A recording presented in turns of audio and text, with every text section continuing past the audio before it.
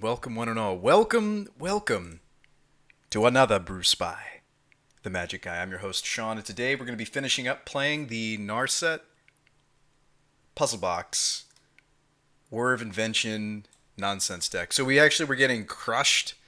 So this is essentially just going to be us trying to recoup points. Then I've got a couple of really sweet decks lined up for you guys. We explored a blue-white. Have I seen some of the new spoilers? I've seen most of them. Margroth Light, the elf with land search on it's kind of cool. Oh, the hexproof Lotus Land, yeah. That'll be interesting. That'll be interesting.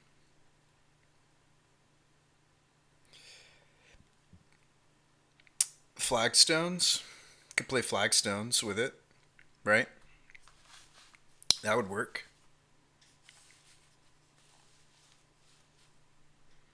Play Gitrog as your commander. Yeah, there you go. Oh.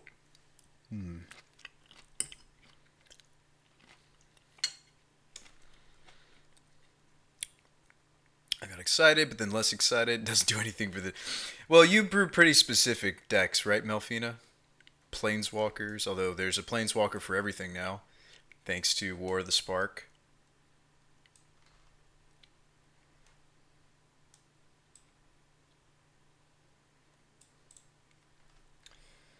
Well, chat. Am I surprised? No, I'm not surprised at all to see a one-lander. I think this deck doesn't have nearly enough lands. We talked about that last stream. I don't want to perseverate on that. I hope I don't talk too much about that during the rest of this league, but we will keep... We will scry a good magic card to the top of our deck, hopefully.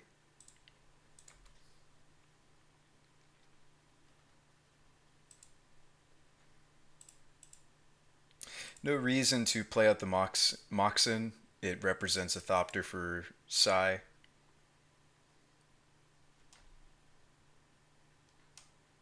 Wish I could like change the size on the... Actually, maybe that'll work nicely.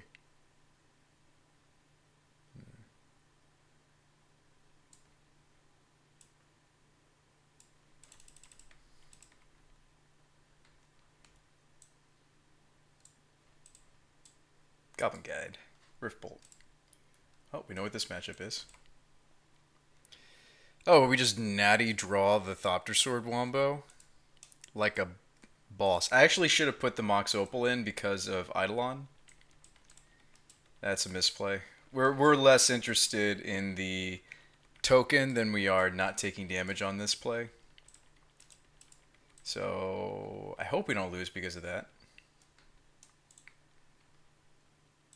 Okay, he's playing Swift Spear. We're good. But I probably will play out Opal next turn just because of Eidolon. The Great Revel. How are you guys doing today, by the way? I know we just got started. I know there's only a couple of you guys in the chat at this point. But how are you doing? Melfina kind of already gave me the lowdown about her birthday and such. But yeah, let's go ahead and get underneath Eidolon with this Opal. I know. We're hoping that it does things, but Hopefully this sword is enough to win.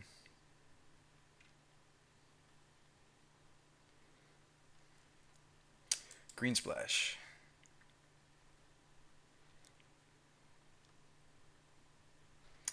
Boros Charm to the face. Drop into 8.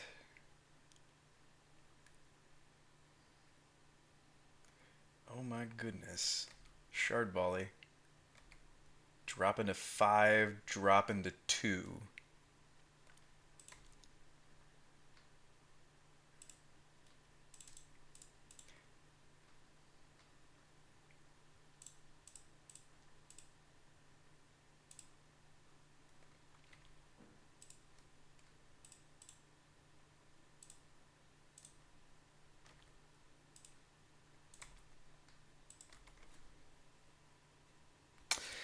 Anybody else excited for green leyline? Yeah, it seems reasonable. Is Elves the only deck that'll play it? What about Mono Green Devotion? That's something that Jade likes to play. Excited for the leyline? Yeah, speaking of leyline. Alright, GP Vegas trip paid for today. Ooh. Nice. I had the opportunity to go to Vegas a couple years back. It was a fun time. It was a fun time. So opponent literally top decked exactly the win. It was a Boros Charm. Nice. They needed exactly the second Boros Charm. They'd already cast one of the Boros Charms. They needed exactly the second Boros Charm. They got it. Happens. Bridge can go. Time Sieve is cute.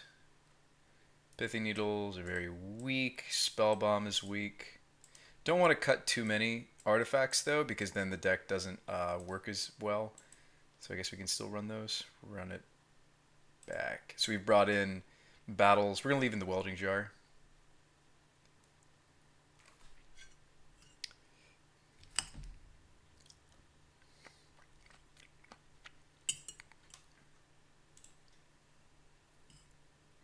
Sand seems reasonable.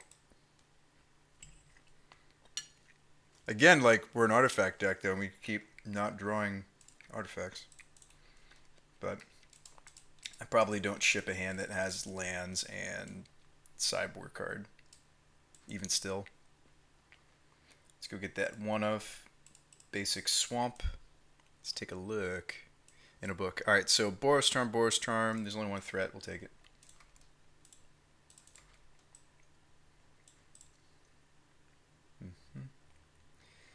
Canyon.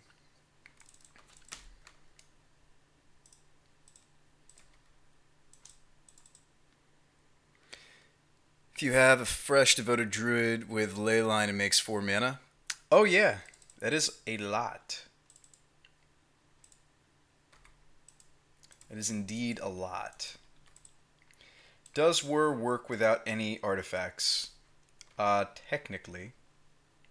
If you want to get technical, chat, it does work.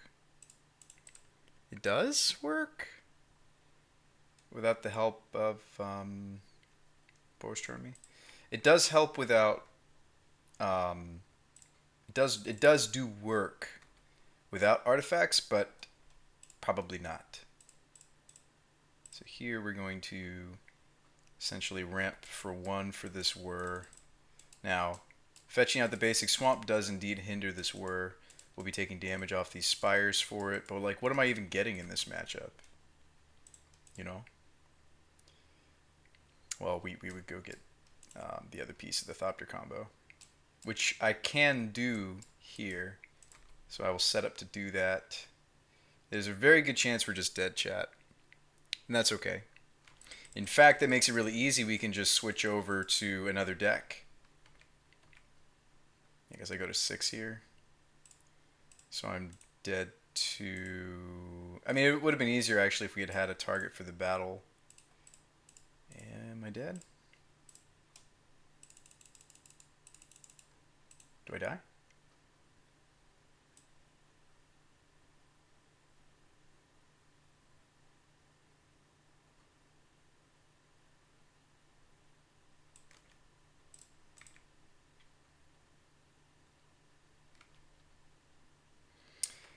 All right, so um, we could play one more. This is the rare occasion where I am going to. Well, that's not true. That's not true. I don't like dropping. I do have a lot of other cool decks in addition to this deck I want to show you guys today, but we'll give you one more game with the deck. That didn't really seem like much of a game, right? Opponent drew exactly lethal. Actually, they don't let you play out the fourth match anymore. Interesting. See? They don't let you. All right. But I still technically have to drop. Like it says play league match, and I can't. Oh, no. We are. Never mind. False alarm. They still let you play it out. I was like, that's weird. Like, they should let you play out your leagues. Where's the waterfalls? Can you update the Stream Decker? What list is in there? Hogak?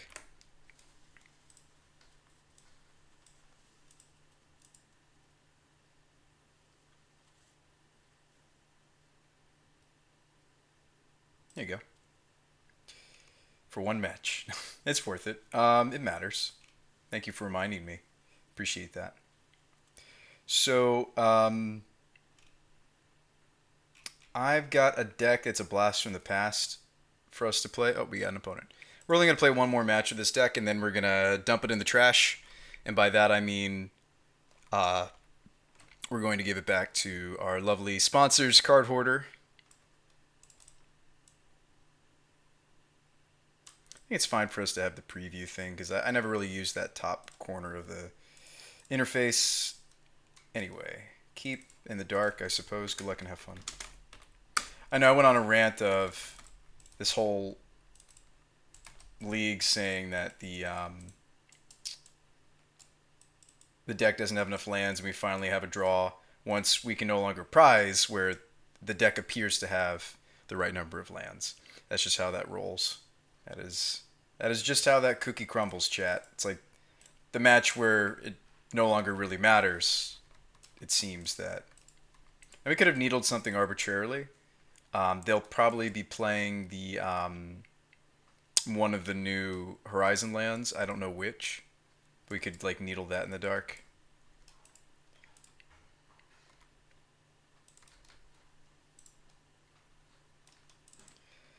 What do we do here? Narset plus? Is that what we're doing? I guess. So swords. We could take a piece of the combo, or we could take some interaction. I'm going to take some interaction. Now, if I'd played the needle earlier, I could have Inquisitioned here. $100 is the blue-red canopy land.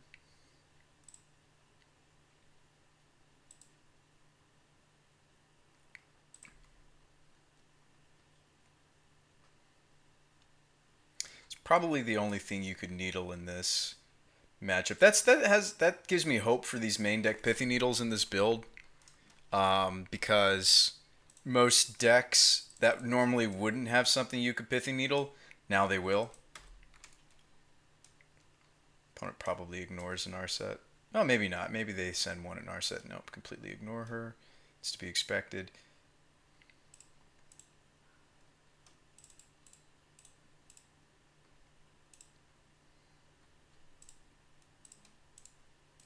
Oh, we can get underneath this bridge almost. If I don't plus Narset.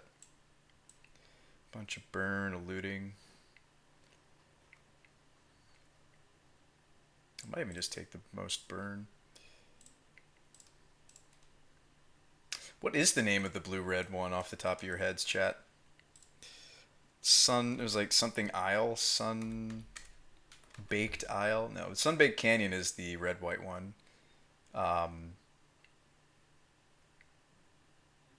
Something Isle. Well, we're going to go with that one because I can't remember the name of the other one, and it doesn't really matter. Oh, my moto's crashing. Fiery Islet, thank you. It's too late, though. I have named probably the wrong thing. Actually, opponent can simply, since I think he had instant speed ones. Yeah, okay. So he's got Fork Bolt. These are all sorceries. So if we do Narset plus, I actually take some damage. I might actually not... Sorry, Narset minus. I might actually skip on minusing her Next turn we get to drop Urza, and we have tons of mana. We have a lot of extra mana. But you're right, it's probably Fiery Islet because a lot of the people that build the mono red version are thinking of the blue red variant of Phoenix.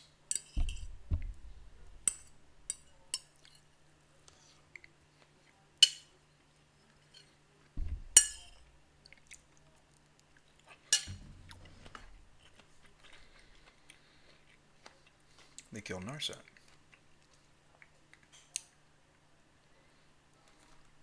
But if we'd minus Narset, they'd just ignore. Well, they wouldn't be able to cast those spells though before bridge. That's us playing around them, maybe drawing an instant, right?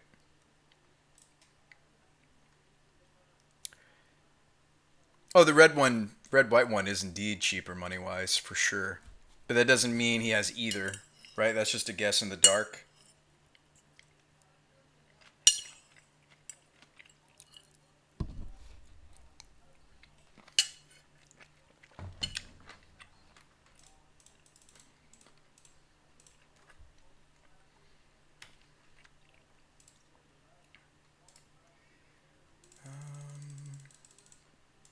Can I activate Urza? One, two. I can do that anytime, right? I can. One, two, three, four. Oh, yeah, I can. I totally can activate Urza. But we're going to pass it back. Make sure to ask.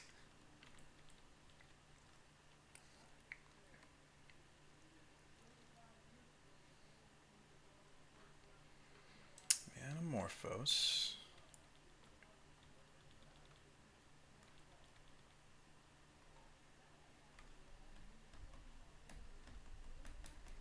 Yeah, this card's actually really bonkers. I haven't. This is my first time having it in play, and the fact that it's not hard for us to activate. So they're gonna try to go upstairs. Their deck doesn't have as much upstairs as normal Burn does, which we just played last round. Doesn't mean their deck isn't robust.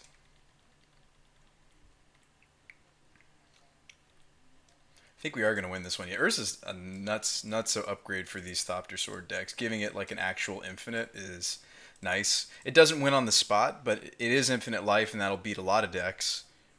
Not everything, right? Hogak can still mill you out, for example. Yeah, we totally can.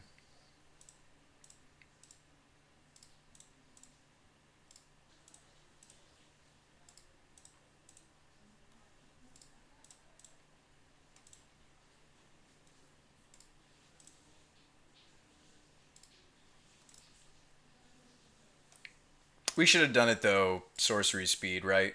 I shouldn't have waited to do it during my opponent's turn because I had the Spire to tap.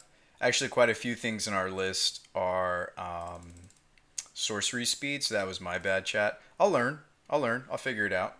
Cancel. Alright, so let's tap the sword. No, cancel. I'd like to make mana. Thank you. I'd like to make mana. Wow, they could have made this a lot more intuitive. Doesn't matter that this can't block, or doesn't need to block. They could have made this a lot more intuitive, chat. But that's my bad for screwing that up. Oh, gross. That's not very good with Whir of Invention at all, is it? Wow, that's not very good at all with Whir. Because I don't get to pay X. We know we have a Delta coming up, so let's fetch that away. 1, 2, 3, 4, 5. So we can do it again.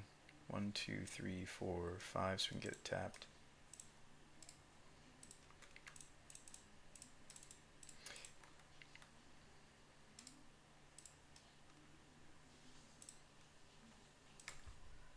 So, pardon me, chat. We would have had one more card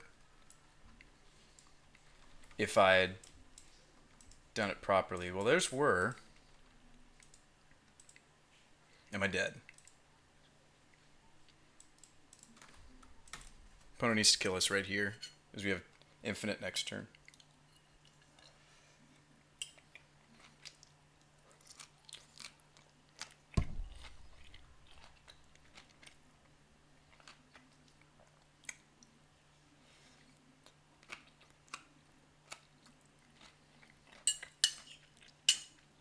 We might be. We might be dead.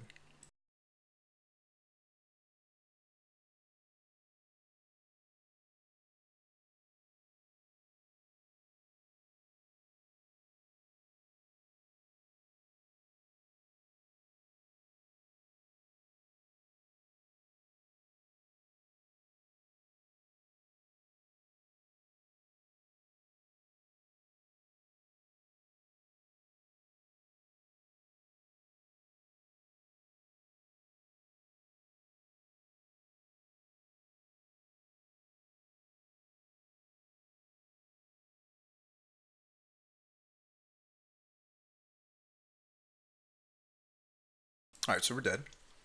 Cage. Battles. Removal for their threats. Box Narset can go. I think that's a bit adorable. This is cute. I've been cutting it a lot. I think it's also adorable. Needles are bad. They can go. Damping Sphere. Actually, Damping Sphere might even be fine. I'll play one Narset. Could play the Negate. Could play the Click over her as well. These are things to think about. Yeah, we did.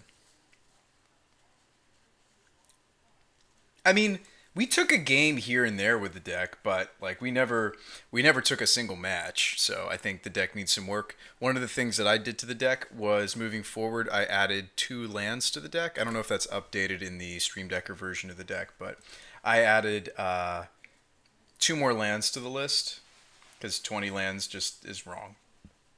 I normally don't do that. I don't normally definitively say something is right or wrong. Right, because, I mean, there were a couple players that had some success with the deck, right? Our 04, right, can't, simply can't suggest that the deck was built wrong. I think the deck was built wrong. And I added 2 lands to it. Also, the deck that we saw was pre-Urza, right? That's something else to think about, was the deck was, prior to Urza coming out. All right. So, he's got Pyromancers in after board. That's pretty saucy. We take one. I should have cracked the Bauble after floating the black mana so I could have had perfect information. I might even not want to crack it because we have Opal in hand and it'll accelerate us to Urza. I'm going to kick it back. But yeah, I think that I rarely will I say a deck list is wrong. In my opinion, deck list is wrong, just needs a simple adjustment of a couple more lands. And then I think I'd be happy to play it again, perhaps. But in its current state, no thank you. One more land gets us to High Lord. However, we already have Thopter-Sword combo. Already.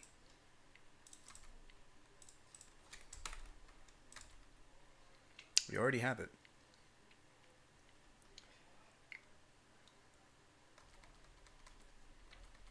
You guys excited about the Chalice list, or would you guys be interested in some of these other decks I've been working on? I've got a bunch of lists that we need to play. Delver, Weird Hexdrinker deck, Snolltide we still haven't played, the Waterfalls Value deck we haven't played, Eladamri's Emrakul we need to play. What else have I got for you guys? I actually went back and I re-updated the Chalice deck. Where is it? The blue-white Chalice control? Here it is. I did that earlier today. I think that this new build might be sweet. It's playing some of the cards, obviously, from the new set. I think there should be 3 Field of Ruin, though. I'm going to make that change. I think it should be 3. 23. I think it should be 3. I think I'm going to cut the Memorial. No, I'm going to cut a Vista.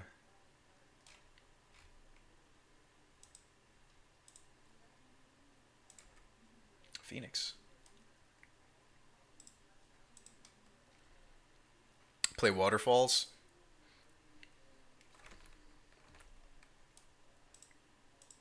Gut shot. It's not very nice. It's 7. Oh, or I just draw Thopter-Sword. Cool. Although we died last time.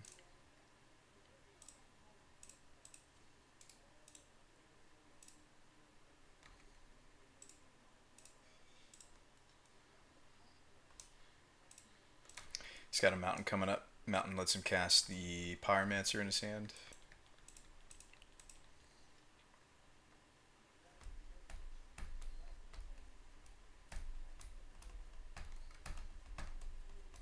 Oh, we win. Urza, land drop. We go infinite, guys. We did it. Unless he has Surgical here. We did it. I might even be able to play around Surgical if I make extra Urza mana first before doing the Wombo. If he doesn't kill us here, let's do the math. If he had gut shot, would I die? I don't think so. 1, 2, 3, 4, 5. I mean, maybe he doesn't even block with or attack with mage. Nothing. Cool. Shock myself. Combo? Combo? Combo? Combo? Combo? It's a combo, chat. Combo?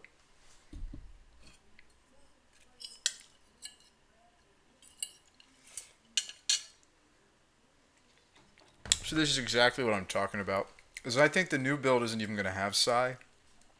I think that was one of the cards that we cut. It's like this could be a land right now.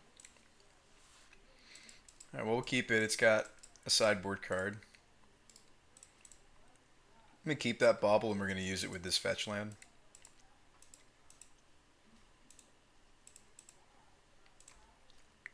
I think that's fine. I mean, like maybe we just bottom it because maybe the deck manipulation isn't worth it. We just want to scry to the Thopter-Sword.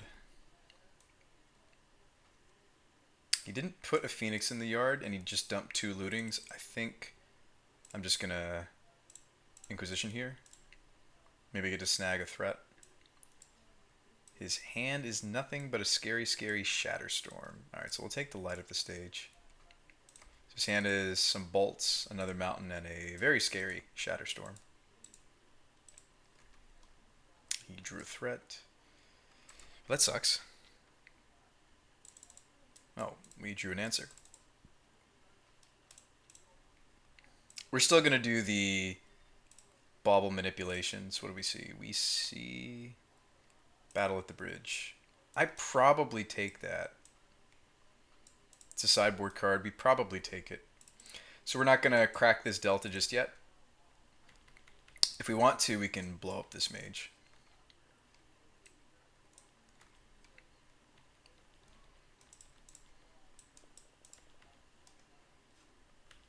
Oh, he drew another light up the stage. Light up the stage, exiled. Phoenix got shot. Opponent got shots.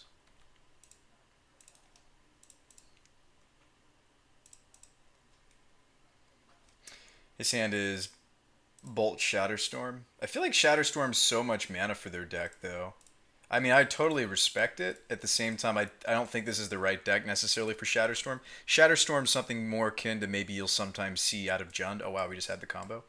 Sweet. Like, we're going to get off Thopter-Sword before they probably have enough lands for Shatterstorm. Maybe? Maybe? Hopefully. I hope they don't find third land here. I'd rather they drew action. Yeah, okay, they didn't draw land. There's Whir.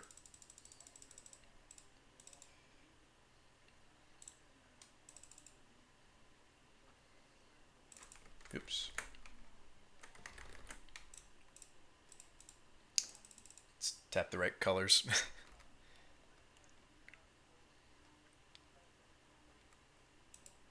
I mean, if he's got Shatterstorm in, the assumption is... Oh, okay. I think you still sacrifice Sword because it equips the Thopter. So down goes Foundry. We can find it again. Soulscar Mage.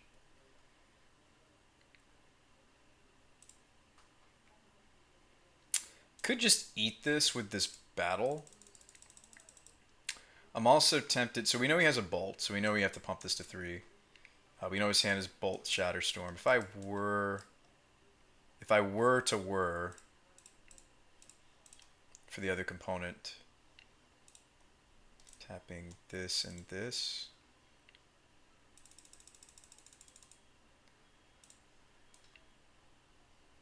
Thopter-Sword. Get a basic.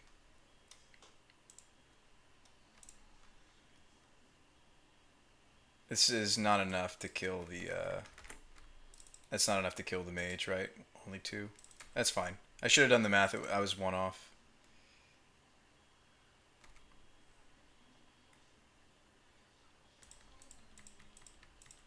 Again, maybe I shouldn't...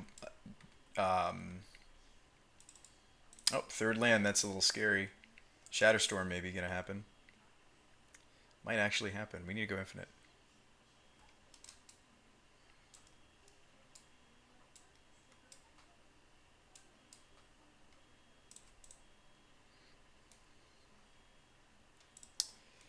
Shatterstorm is indeed a thing, chat.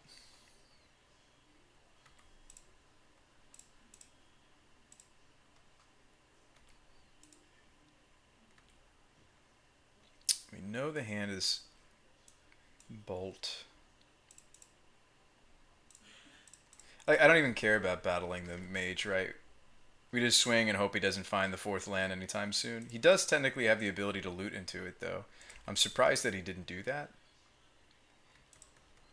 Surprised that he didn't flashback Faithless Looting there, dump the Bolt, try to find the land drop for the Shatterstorm. Yeah, okay, here we go. Oh, he can't. Grafdigger's Cage. My bad, chat. He certainly would have. We had Grafdigger's Cage. That's how that card works. He dumped a mountain? Oh, okay, but played mountain. So we know the Shatterstorm is coming. So we'll just gain a bunch of life. This deck is a bunch of Thopter-Swords, so we can certainly assemble it again. Might as well just get in a nice swing before we have to say goodbye to all our stuff.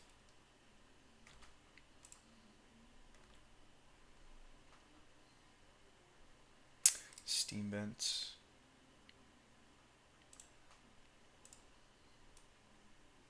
I mean, I kind of like killing the mage now that we know that we're going to lose our board. Or do we just want to make a bunch of mana? Or life gain is what I mean. Like, is gaining 1, 2, 3... I think it's worth it. I think you kill the mage. Also, the Bolt's gone, right? Yeah, he's only got 1 card in hand. It's the Shatterstorm.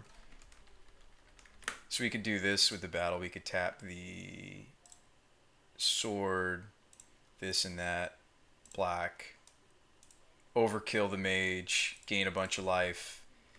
He blows up the world, but we make 3 more Thopters, go up to 24 life. Now, Shatterstorm, you can't even welding jar through that, and it's kind of a problem. We don't have nothing after this. All right, we've made a bunch of land drops in this deck, as we've demonstrated is very mana hungry. I think it's unfortunate that we don't have any synergy for if the piece is in the graveyard, the pieces are in the graveyard, we can't recur it. Oh wow, we just naturally draw it. We're really good at this game, chat.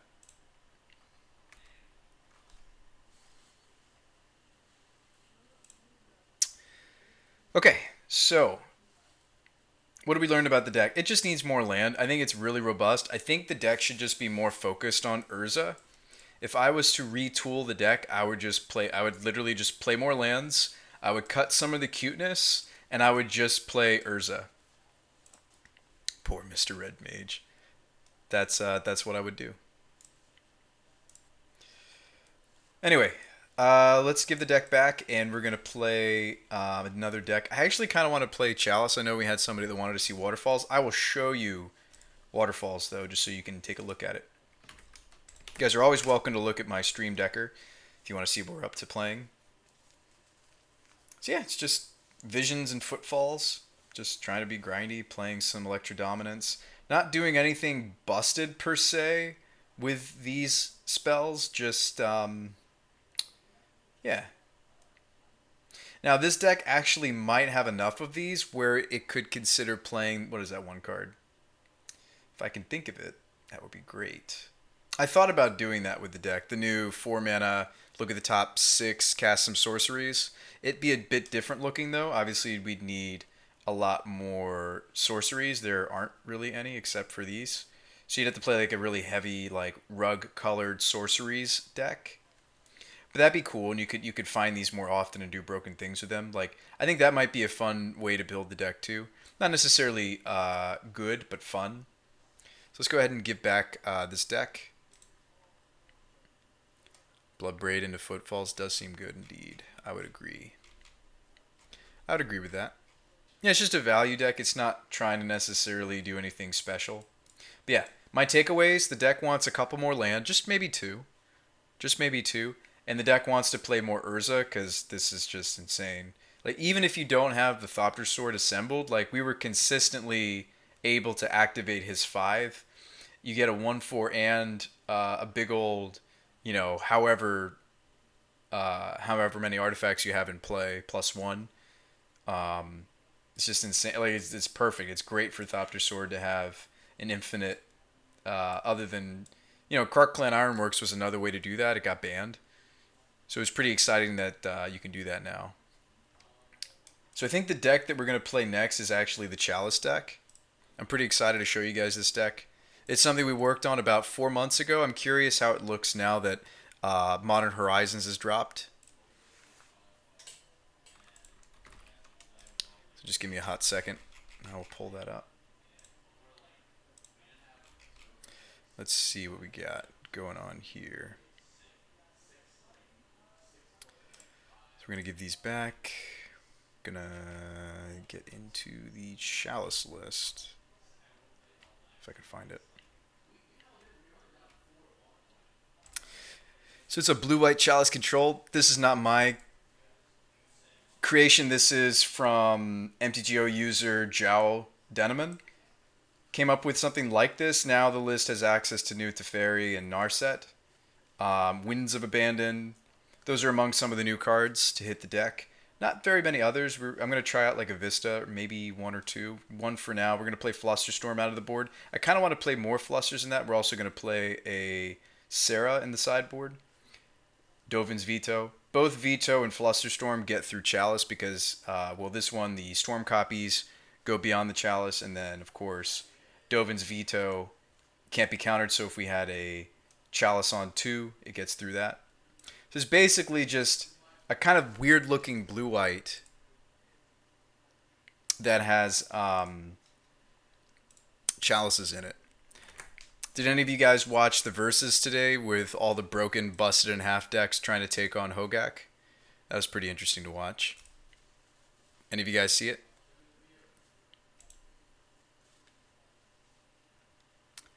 We have to wait for Garrick to come back, Jade.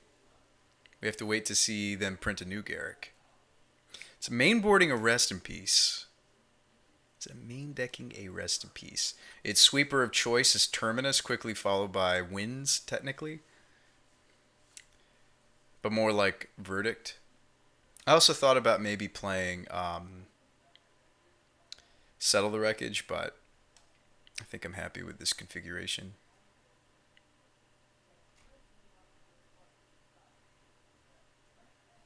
We don't need new Garrick. I'm curious what like a new Garrick would be though. I think there's like 6 Garricks. All right, Innistrad Garrick. Let's see if we can name all of them. All right, original Garrick, Innistrad Garrick. So that would have been Lorwyn Garrick. Big 7 mana Black Splash Garrick. Let's keep going. That's 3. 5 mana Garrick that like just draws you a bunch of cards. Let's see. I've got 4 so far. Creature Dog Garrick. Yeah, that's the 5 mana Garrick. Is there actually only 4? Flip Garrick. So that's Innistrad Garrick. Lorwyn Garrick. Draw Garrick. Kill Things Garrick. Maybe it's only 4.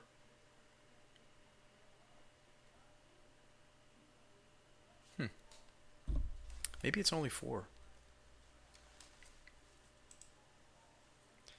There are 2 4 mana Garricks, a 5 mana Garrick, 6 mana Garrick. Oh, I forgot about 6 mana Garrick. Yeah, the one that's like creature based. Truth. Good call, Jade. You know your Garricks. You do know your Garricks.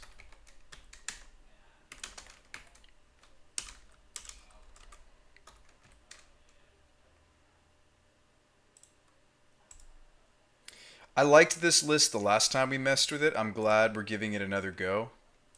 Go with the Jace box. Oh, this thing has 2 Teferis in it. We'll go with the Teferi box. You guys know anytime I heavily base a deck on somebody else's design, I like to give them credit, so that's why his name is going to remain on the deck, even though that was about 4 months ago that he came up with this tech. And as you well know, we're not normally a blue-white control stream. Doesn't mean I don't enjoy a little bit of variety. I'm going to curve this the way that it actually feels. So you're going to see some lands move around. It might be a little bit confusing. Some tapped lands as well. Simians. We're going to make a pile for 2 drops, 3 drops, 4 drops, 5 and 1s. These are cyclers. So the deck kind of curves a little bit differently than you might guess just from looking at the converted mana cost of everything. Chalice is usually set to 1 counter in this matchup. This is actually kind of annoying placement for that. I wasn't sure if I was going to like having the preview box back. So, notables. We're trying out wins. I'm only going to play 3 for now, but maybe that should be a playset just because the deck doesn't get to play path. I just decided to main deck one of the paths to make room for another sideboard card. Added a Flusterstorm, for example. We need a lot of cards for this list, so here's what I'm going to do. I'm going to open a new copy. We're also trying out Force Negation. I changed because we're playing a blue-white deck. I like playing all sorts of decks, man. There's no like particulars. I mean, I guess I can be particular. Oh yeah, we opened a colony the other day. Sweet. Cut these, cut those. Don't need these apparently. Need the Vista. Need basically everything else here, except for the Logic Knot. Sideboard. Have a Purge. Have Fluster. Cool. I'm gonna take that, export it, put it into our sponsor's webpage, card hoarder, in the deck editor. I'm ready to get these cards. I still think of you as a blue-white person. Thank you, Jade. I play a lot of different stuff. I don't need to necessarily be typecast, right? In Legacy, we're like a birthing pod person, right? Tesserator person. In Modern, I like... oh, they don't have any Prismatic Vistas. None available. 0 in stock. So we'll cut that. We could play a different land there. We could play... What is that one land I really like? It's like if you have 2 basics. Prairie. I think it's something Prairie.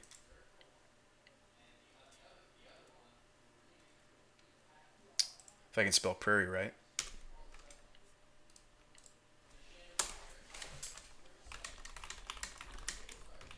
If 2 or more basic. If 2 or more basics. Okay, that did not give me the cards I thought that it was going to. At all.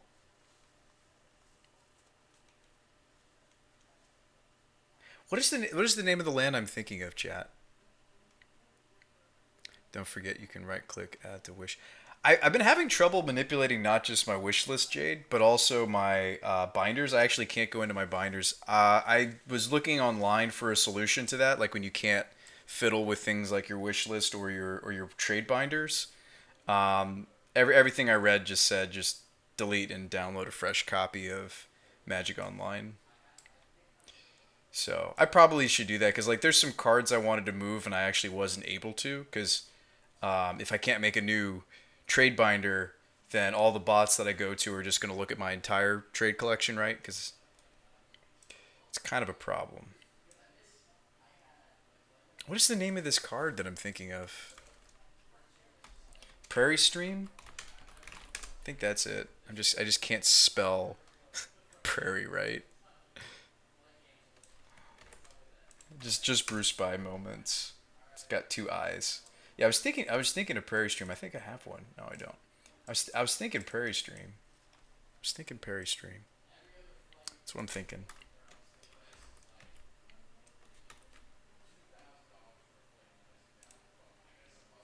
I like a one of in blue white. A lot of people won't play it. I respect that. I kind of like it though. I'm gonna give it a try. I just have to probably get a fresh client on the computer, Jade. Oh man, hang on. Clear. That's weird. Oh, that's right. We were trying to get into. We were gonna play a little bit of Hogak at the end of the stream, and then I was just like, it's not worth it because we didn't have enough budget. So let's go ahead and toss this in there. Has it got everything? No, we need to add the prairie stream. Appreciate you guys being patient. There was a time where I never wanted to change in and out of decks during stream. Just because I think it kind of takes away, because like I'm fiddling with something in the background and it's not as interactive as I'd like. But I think my stream has really benefited from going on ahead and switching in and out of decks. Even in the midst of a stream, you guys get to see a nicer variety from me. But yeah, it's a cool deck. Obviously, we're hoping to play against some of the decks that care about Chalice. The Hogak deck cares a little bit about Chalice. Actually, no, they care quite a bit. Especially if we have the Simian draw or the Cavern draw. It's one of the reasons why I think I actually might prefer. I mean, I'm not. I think blue white's fine. Like Hogak's not exactly the deck I should cite when I'm talking about something like Chalice of the Void. And the deck is designed in such a way that even if I Chalice on 2, it doesn't really turn us off of too much in the deck, right? It cuts off, what, 5 cards? Yeah, it's like 5 cards. That's not very many. So most of the deck, of course, is up here. 3s, 4s, 5s, and 6s. So the deck is certainly there's plenty of matchups. When I built this, or excuse me, when we tweaked Zhao's list that he had built, it was very plain to me that the deck was designed not just to set Chalice to 1. The deck is designed to set Chalice to 1 and 2. I think it's very obvious that that's the case. So that kind of excites me. Because like, there's lots of Chalice decks that exist, right? People have done everything from like Red Prison Chalice. That's probably what Fluffy would recommend if I'm gonna play Chalice. I did get Evan to play this list at some point. He didn't have a lot of success with it. Doesn't mean we won't. Like this might actually be a really good meta for something like this. These move over. I'm gonna move these over. These are part of that mana base. Cut this. We're gonna add this. I'm gonna cut these. I'm just waiting on cards from Card Hoarder at the moment. These are tap lands.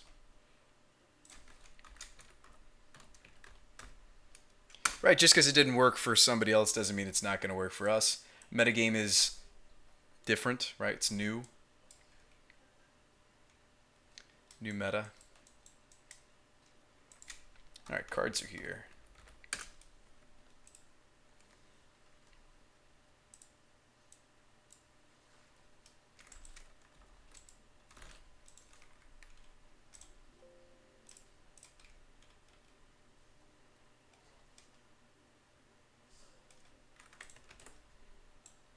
Oh, unfortunate. I got a new Glacial Fortress. That's fine. Art on that's fine.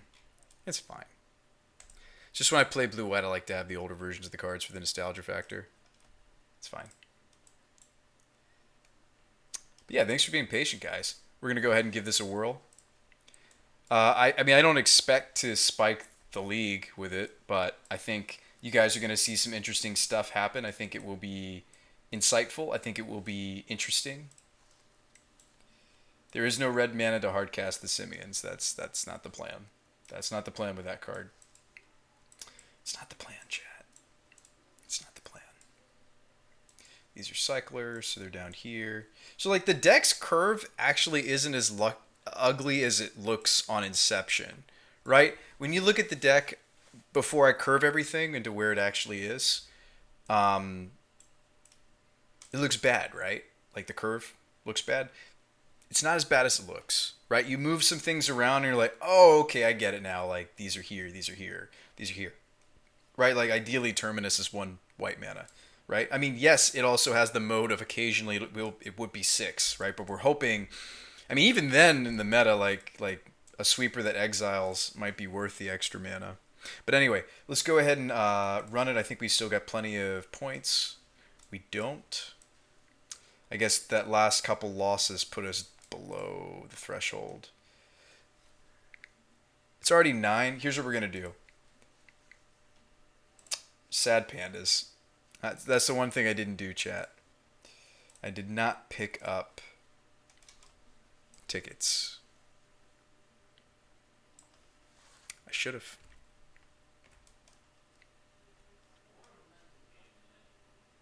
We're 5 ticks short. Maybe we'll win a bunch of these. Maybe we'll open some chests. So this is essentially a 3-lander, but it's got a cycle. We're on the draw. No white mana, and we have the halo. I'm going to look at a 6. I like this 6 a little bit better. I have no idea if we want wins in this matchup. I'm going to bottom it. Just because we're in the dark, we don't know. There's plenty of matchups where we might want it, but since we don't know, we'll bottom it.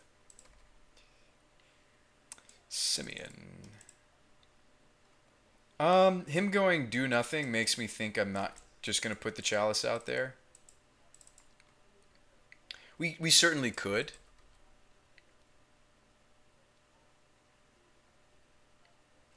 Suppression field.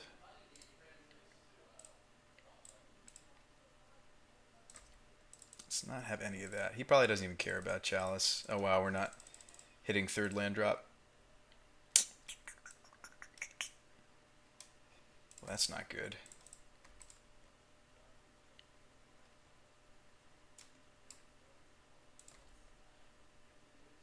That's fine by me. At least we get to crack this fetch. We could put Chalice on 2. I'm going to hope to get Teferi out. One more land. We're not going to crack this. Unless he plays another suppression field.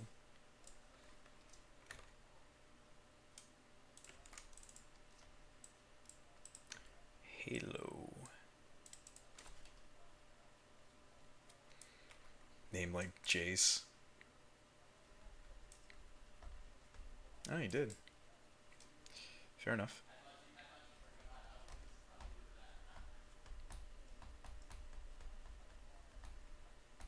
I don't regret my decision to force the like I couldn't even cryptic here, right? Because we have plains Simeon mana. So actually I couldn't cryptic here anyway. Well, there's no guarantee Teferi's not just getting yeah, there's no guarantee Teferi's not just getting hit with like an Oblivion ring.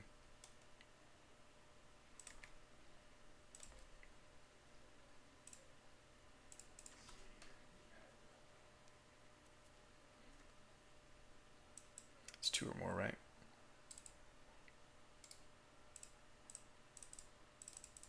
See, look at us using the Prairie Stream. I think that's sweet. I'm going to ignore everything over there, and I'm just going to plus.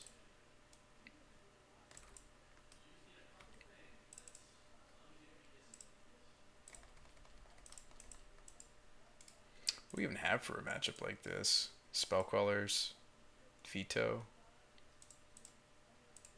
Oh.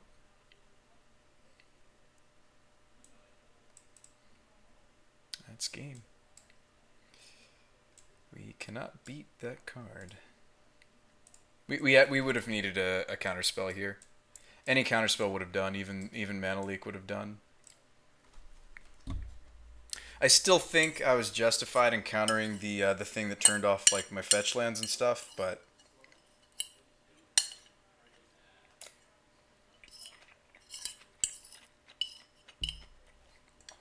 we do indeed lose.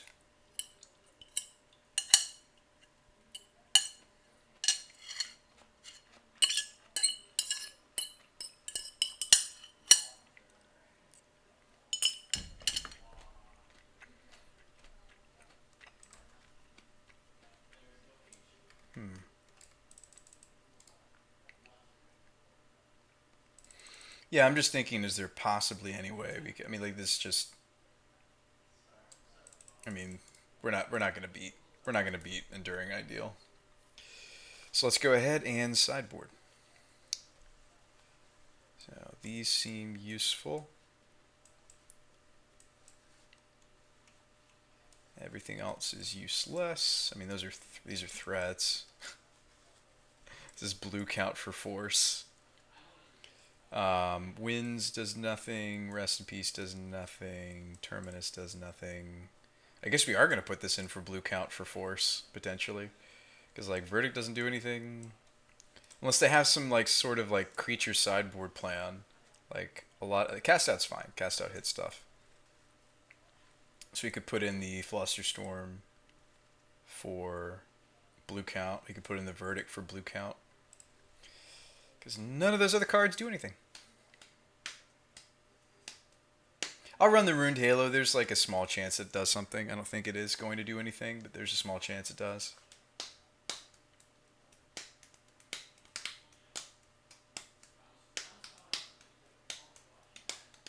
It's a relatively clean board plan, right? Just put in some spells because they happen to be blue for this.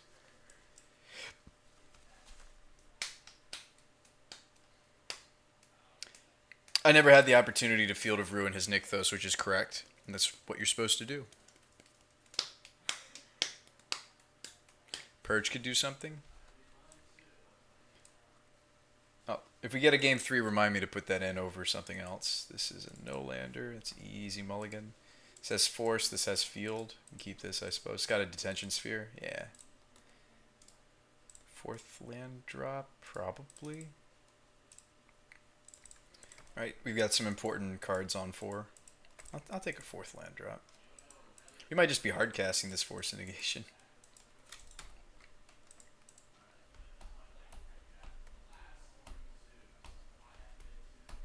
Is that the only reason they've got a little bit of red going on? It didn't look like my opponent had. I think he was just playing white temples. I don't think he actually has red as like as a real thing.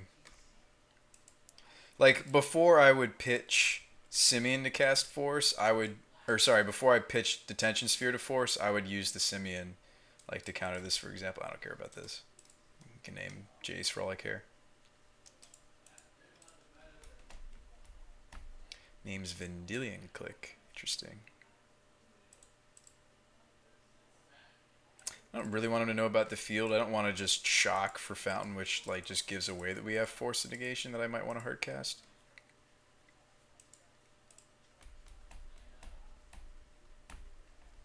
Yeah, probably no Blood Moon. Hey, Hall. That's sweet.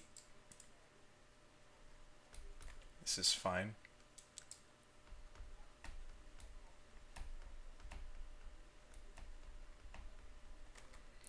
I'm not actually playing any snaps. Maybe I should just play out of field there so I can field the Hall. Like we do care about that. Maybe I should have. Well, that's what we really want, a Field of Ruin, though.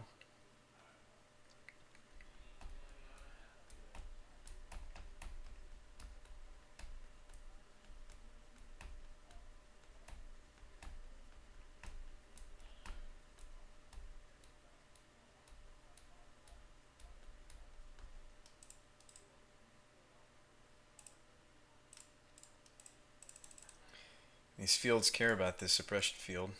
You might just have another one.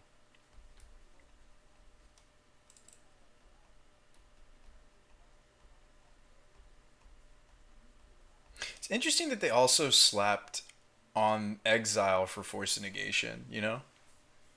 Isn't that interesting? That they also slapped that effect on there as well? If that spell is countered this way, exile it instead? I think that's pretty telling. I think that's pretty fascinating that they decided to do that. Now, in fairness, if he does resolve something we're really scared of here, I could have de-sphered it. And maybe that would have been better than spending the force, because we kind of need the force to counter the their build-around card, the Enduring Ideal. Yeah, I don't know. There's Sarah. 1, 2, 3, 4, 5. Okay, so, and we also have the Simian. 1, 2. So we can take out Nykthos, play Sarah. It's not like I have a counterspell anyway.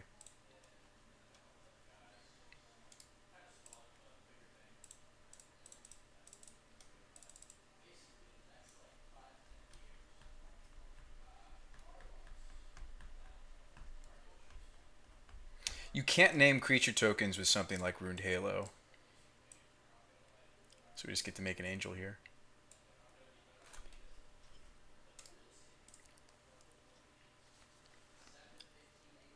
Get to make a Sarah angel. Oh, there's no art though. Oh, there it goes.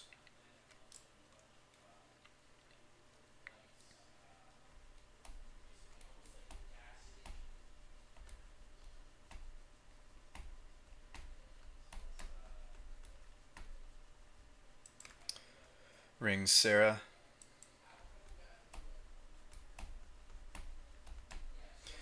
We could desphere the ring and get another angel. Or we could draw cards with hieroglyphic. Probably more correct for me to just draw cards with hieroglyphic.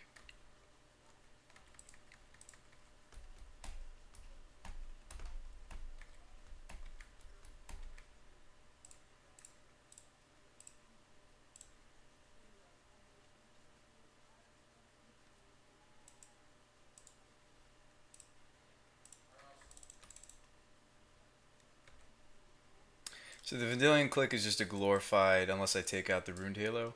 He doesn't actually have stuff on... Like, he does have stuff on 2 that I care about. Like, we could set this to 2. Sure. They do have some cards that I care about on 2. And, like, a lot of our curve is higher than that, right? We do go quite a bit bigger. I can't even take a card because of Halo, actually. If we took both of these away, then I could click the opponent. I think because this isn't going to do anything, let's go ahead and set the Chalice to 2. This turns off a couple cards, but like a lot of the cards that this turns off are already in my sideboard. Like the Winds of Abandon, the Rest in Pieces. This is going to turn off a singular mana leak that we really care about, right? It doesn't even turn off the Dovins. So I think Chalice on 2 is where it's at. Okay.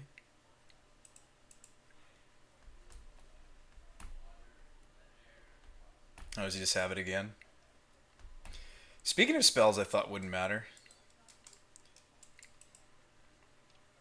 We just lose again, I'm assuming. Oh, I would assume this is a horrific matchup, by the way. And I would be right. Actually, was there a universe where this angel would have gotten there? Like, we remove the Dovescape. Nah, it's probably not likely. We'll scoop it up there. So if we want to play a league, we have to buy some tickets. Could be coaxed. I could be coaxed. Could be coaxed into buying some. It's not that many tickets. We do well, it pays for the next league. That's how they get you, right, chat? Actually, I don't have my... Which is a good thing, by the way. I don't have my credit card info saved in Modo. I'll be right back, chat. Take a 5-second siesta. Just gonna grab my wallet.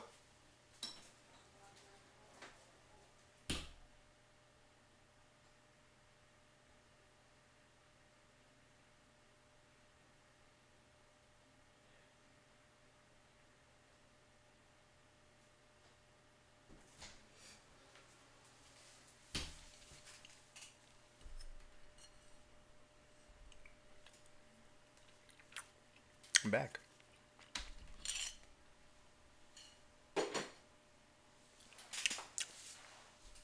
So we did get Enduring Ideal. We did get Dovescaped. Doves. With the power of doves. Hopefully that doesn't happen to us again. I can't imagine that that happens to us in the main league, but you never know. You never know what kind of decks we're going to face.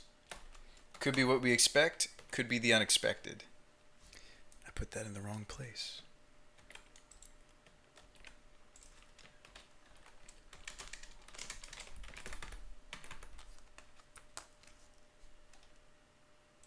think you guys want to see this. I think you guys would benefit from seeing this deck though, because I thought this was actually a really sweet deck. It might not be obviously tuned correct whatsoever, but I'm excited about it.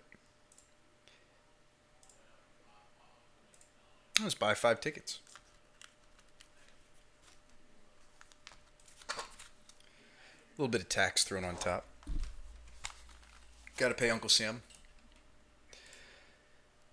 All right.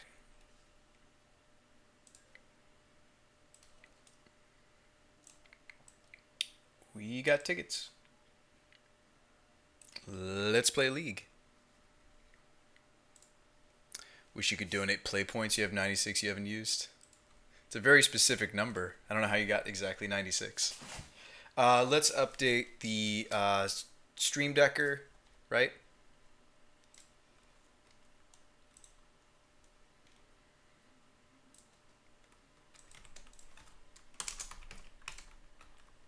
With a Prairie Stream. Cool. Yep, looks right. And let's also update the stream title. I'll go ahead and cue us though. Thank you guys for being patient. It's awesome that you guys are hanging out with me today. You could be anywhere else. You could be watching a lot of different streams, but you decided to tune in here. And that's amazing. Yeah, we already blew through a lot of the extra points I generated playing Hogak. So, you guys could be watching a lot of different things, but you're here. I appreciate that.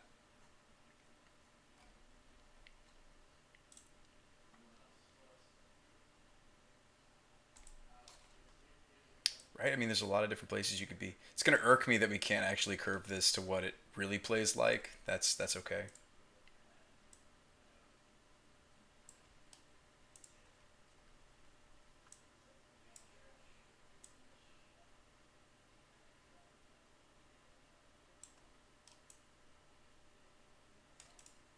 That's okay.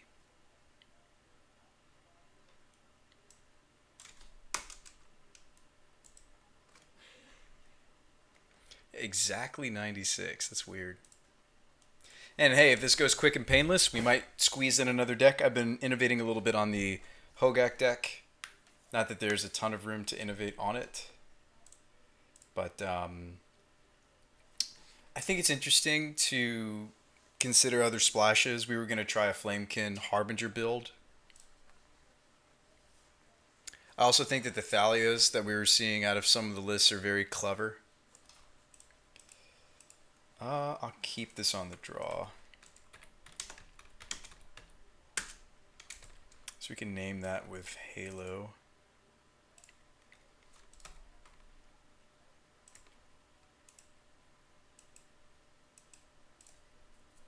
Soulscar Mage, I mean.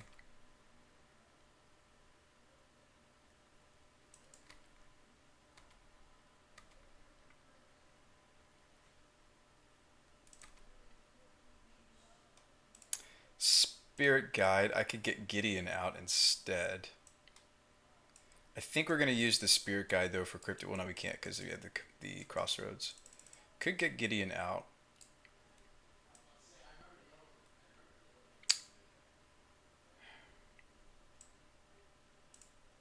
I think that might be worth it.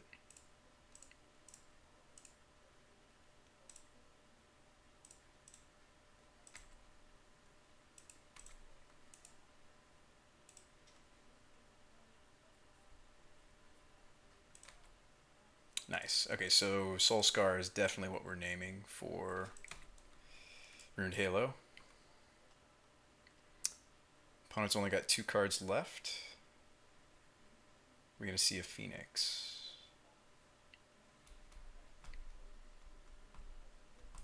Oh, shoot. We do see a Phoenix.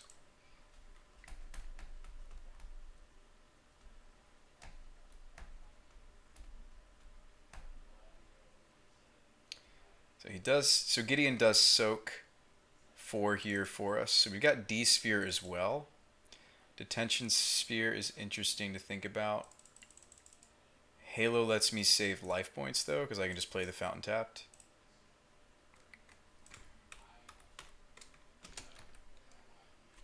It's a hyphen.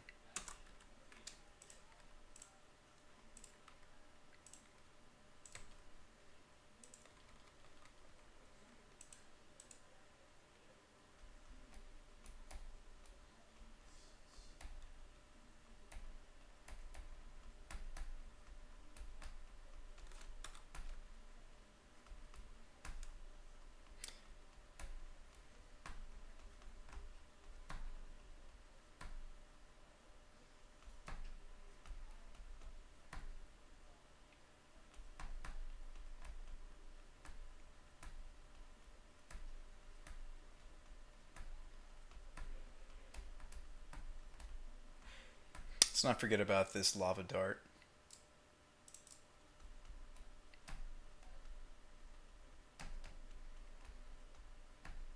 So that makes me worried, like even if I answer Phoenix here, I think we're still toast.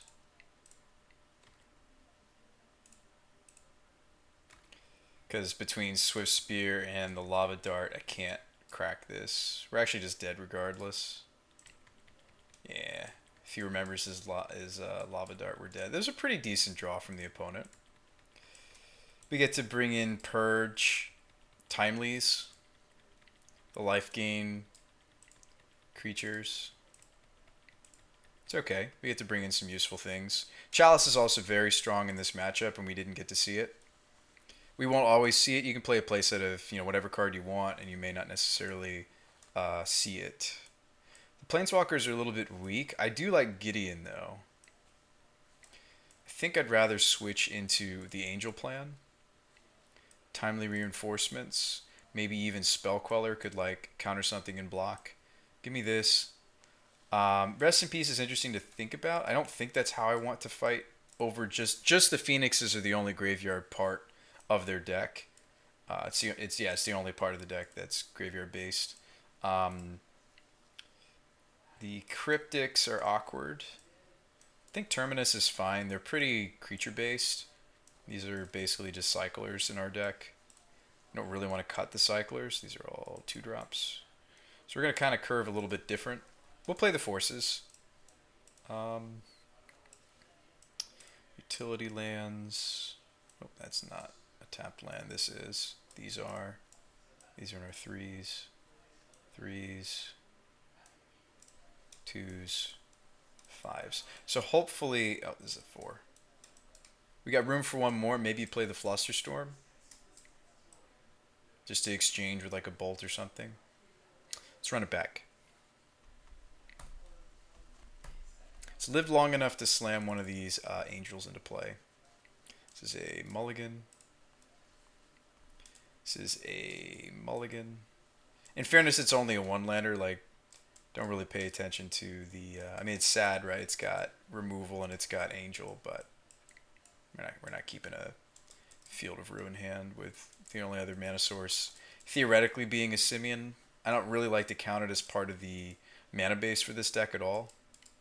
They're greedy, don't get me wrong. I think they really work nicely with the Chalice and select other cards in the deck. Like, imagine getting like Rest in Peace or Stony Silence down one turn sooner against relevant opponents. That's kind of the thought process behind the Simians. Mostly for Chalice and some of these hate pieces are getting like all these cards have singular colorless in their mana costs. All of them do. So theoretically, Spirit Guide slots into almost everything in the deck to some degree. If we're gonna mulligan down to this, we're gonna keep here. Unfortunate that we don't get to Gemstone. I'm gonna bottom this Simian, but we're off to the races. We'll cycle this. Maybe I'm not supposed to just cycle it though, because we do have all our Terminus in. Maybe I should be patient with this and wait until there's some threats over there and wait until the plains is in play. Because like the theory, the thought process behind the cyclers is in the early stages of the game, it gives us 2 draw steps to potentially hit Terminus, right? We either my draw step or my opponent's draw step, we could hit second Terminus. So we'll set up for that. I think that's the correct way to play against my opponent's list. Dart. Okay.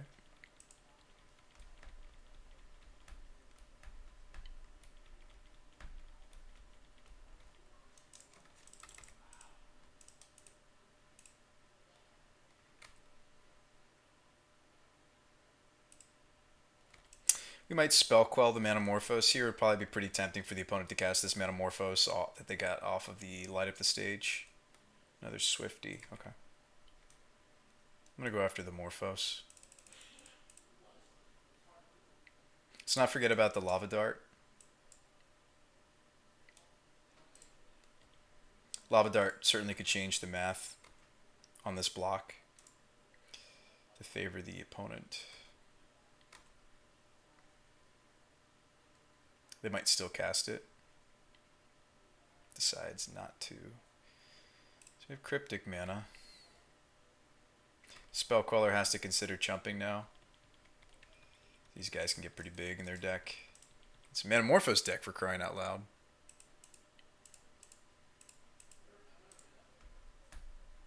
I mean, I'd hate to lose the Queller and give them back the Morphos, but I don't think we really have a choice.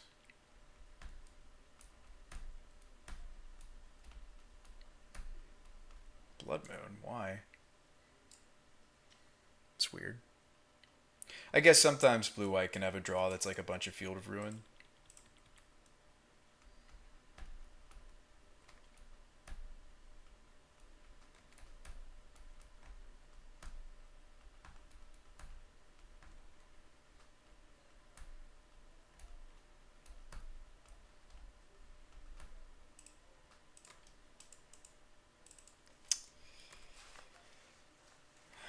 We're so toast. I guess we chump this turn with the hopes to Terminus. I hate to give him back the Manamorphose.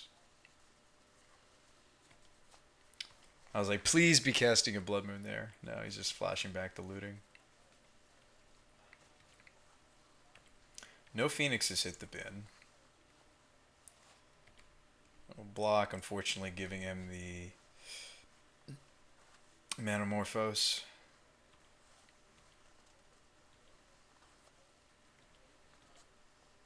Might just be dead here, like a bolt does it.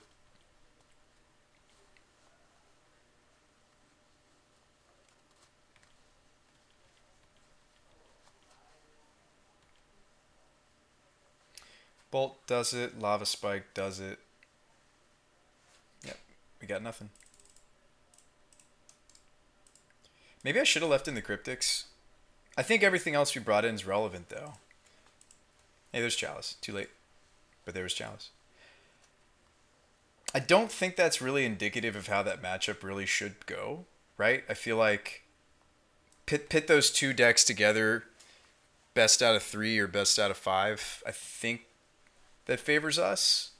Opponent probably didn't have any answers in the deck for Chalice. They didn't see Chalice game 1. There's a Carrick for that. I think we run that matchup back several times, I think, between the Timelies, like the Purge, some of these cards coming in after board, like the Angels as well. I think you run that matchup back. I think that's not really how it goes, but that's unfortunately how it went tonight, chat.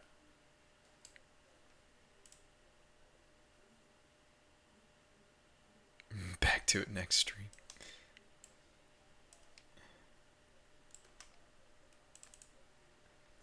Double Terminus opener.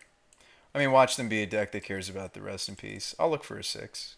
I like the 6 quite a bit better. 1, 2, 3 lands. I'll top that.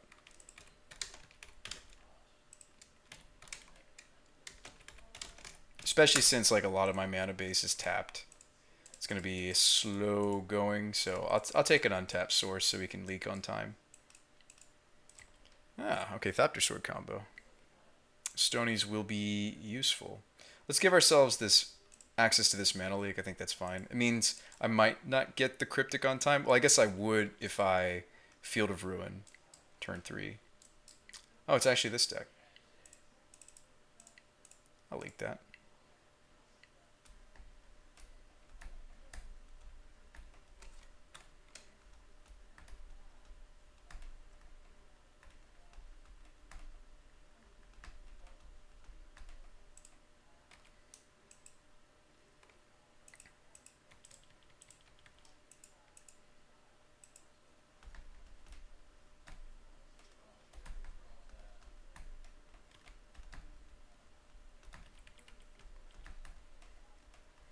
This makes us very happy. We accept with open arms. So if I shock, I give us access to the Cryptic or the Hieroglyphic.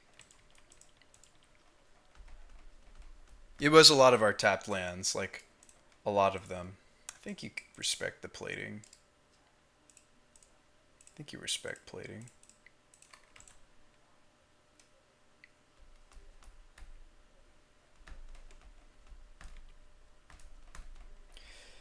Chalice on 0 is interesting to think about.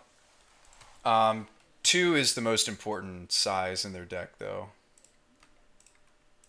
We can operate without 2, but they probably can't. This cuts off Overseer, this cuts off Plating, this cuts off Ravager. And you have to be willing to make those kinds of decisions. Blast me, okay.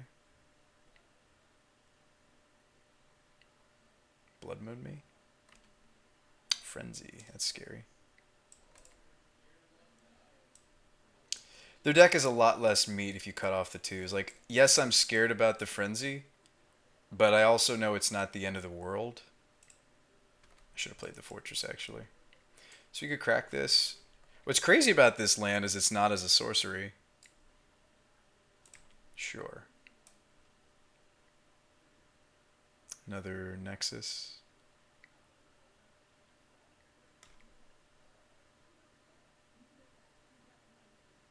It's countered.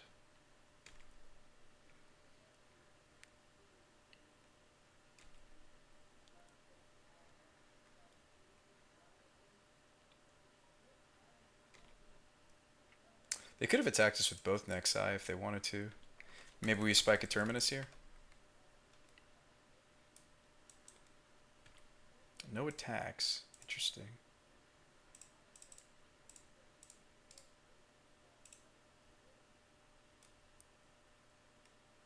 Wins not the greatest. We can hit the Frenzy with the cast out, which I kind of want to do.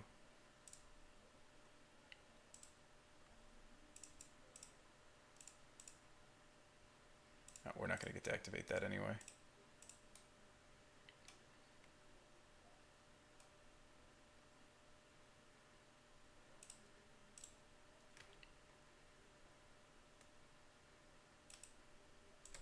I'm leaving up Field of Ruin for Nexus.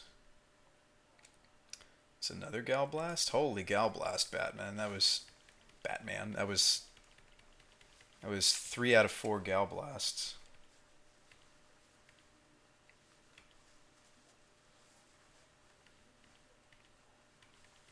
So do you go after Ink or do you go after Blink?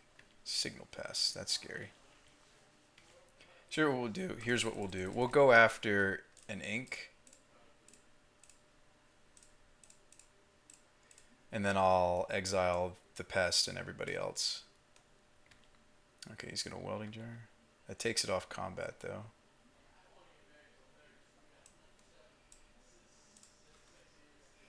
We also have the Kabir Crossroads to think about.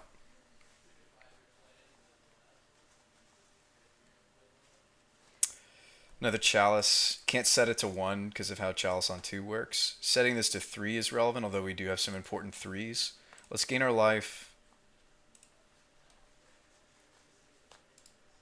Let's overload. Feels good to say that. Oh no, it's gonna get counted on the Chalice. What am I saying? Overload doesn't change the CMC. What was our actual play? Cycle Memorial? We'll put a Chalice on 0 at least. My bad, chat. I don't know why I was thinking that was going to resolve. Indeed.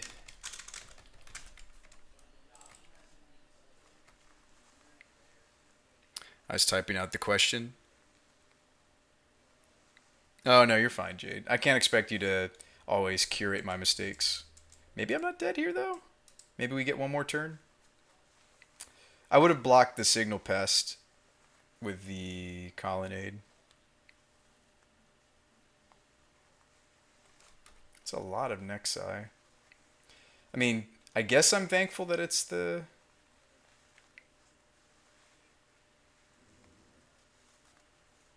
One, two, three, four, five, six. That's countered.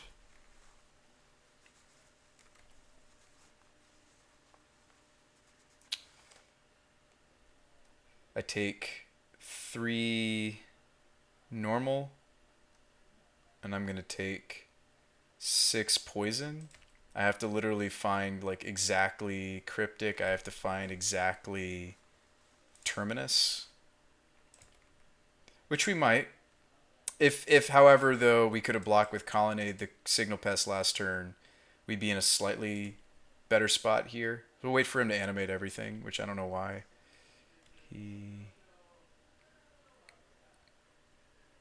So unfortunately, I have to look for. He is playing around cryptic here, so I guess terminus is my out. Because if I go for try to find terminus off the Memorial to Genius, he can just animate this and it kills us because we're at 9 poison. Let's thin first. We're all in on this, chat.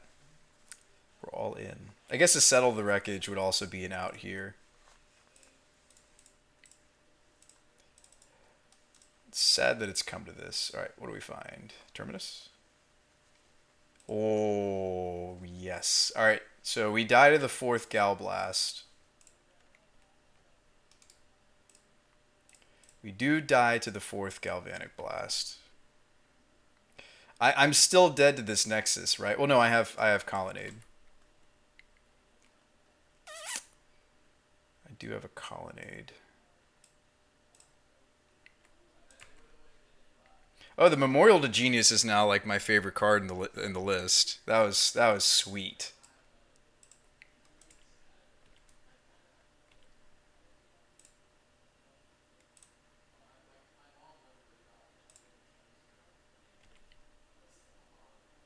Oh, well, now we're just dead.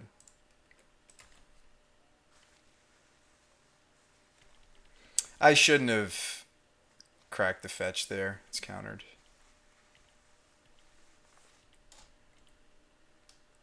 We're still... Oh, now we have double Colonnade block now. I think with that last land, right? 1, 2, 3, 4, 5. 1, 2, 3, 4. Nope, not quite. Oh, no, we have Simeon. We do. 1, 2, 3, 4, 5. 1, 2, 3, 4, 5. So I can block both Nexi. Here he comes with the Nexi. I mean, the math checks out, right? Like, opponent counted my lands. It looks like I don't have double Colonnade block, but I do.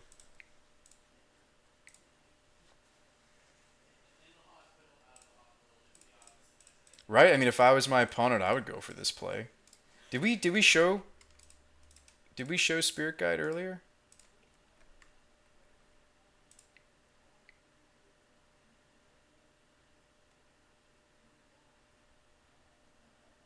I mean, again, we're still dead to Gal Blast. I want you guys all to know I'm still dead to Galvanic Blast. Yeah, so he regenerates. That's the correct play. I don't want him to see that I have a dead land.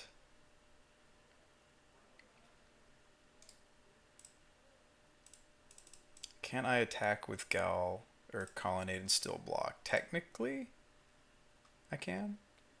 If he has like a Dismember here, we're screwed though. Well, we would have been screwed last turn if it was Dismember.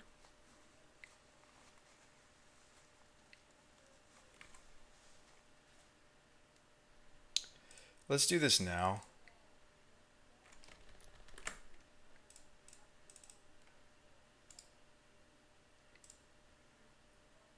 Sure, we might have hit a Terminus, but there's also Planeswalkers to hit. Okay, well. Remember, I can't set this to 1 because Chalice on 2. Unless I'm punting that. I mean, I'm pretty sure that's how that works. Other things to set the Chalice to, like 3 would be interesting. The problem is I wouldn't have enough mana to block with Colonnade anymore. I'd love to have a counterspell. Love, love, love to have a counterspell. Detention Sphere. Okay, do I still have double Colonnade block? I don't think I do anymore, right? 1, 2, 3, 4, 5. 1, 2, 1, 2, 3, 4, 5. 1, 2, 3, 4. So we're actually dead. There's nothing I can do about it.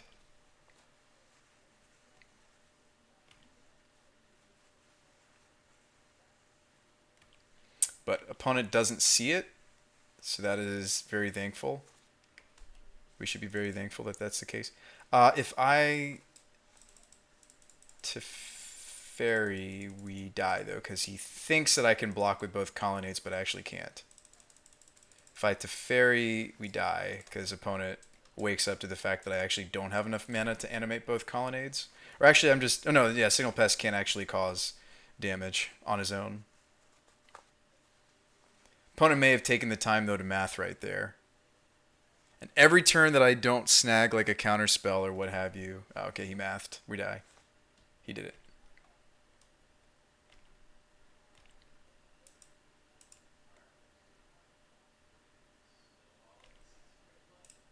Yeah, so unfortunately, I mean, unless I didn't math properly. I can't animate both of them. I mean, I can, I can't block with both of them. Close game.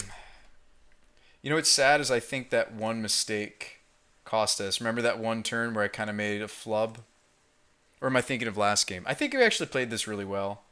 Like, it came out to be really close. The manlands is how they do beat blue-white on occasion, just because all the meat was coming up. Just due to the fact that all right, stonies are great. Not really. You drew 3 times blast. Last blast was lethal.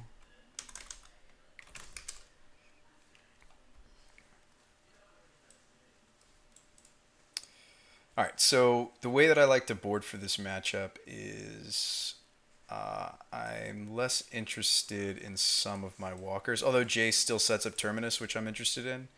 Sarah's interesting. Like, the counter magic is relatively weak, except for like Force and maybe Cryptic are fine. Yeah, we definitely want the Stonies, that's easy.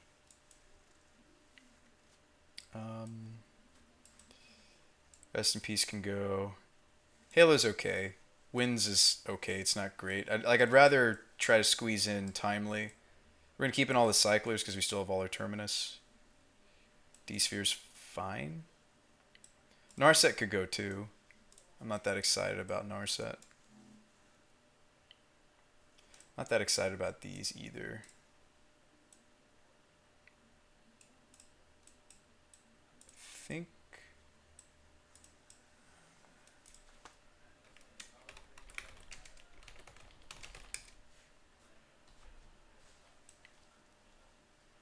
I think I like this. Maybe I even cut a Force. Science rules. Thanks for hitting that button. Welcome to the BrewSpytheMagicGuy stream. MTG Strategist. His hand is fast thanks to Simeon. We probably play it. I mean, he's Affinity, though. Maybe I should still try to find... I mean, we only have 2 Stony Silences. Like, if I was digging for Rest in Peace, I feel a little bit better about finding that, because we have more copies of that than we do Stony. Right, we were playing 3 Rips. I don't really want to cycle this till we have enough mana to cast, like, the Terminus. Like, I think I popped these Cyclers a little bit sooner than I should. In fairness. D-Sphere. Alright. Yeah, in fairness, I think I do. We want to save the Simeon to get one of these Planeswalkers out, right? So, like, there's a lot of reason... Like, there's a lot of merit to cycling the Illumination here. Like, not that we especially want to hit a Terminus, just that we want to hit 3rd land. We didn't. Chalice on 2 is really where you want to be. There's some ones to turn off, right? There are some relevant ones to turn off. I might still be better off turning off 0s. Some of their sideboard cards are 1s. We'll put this on 1.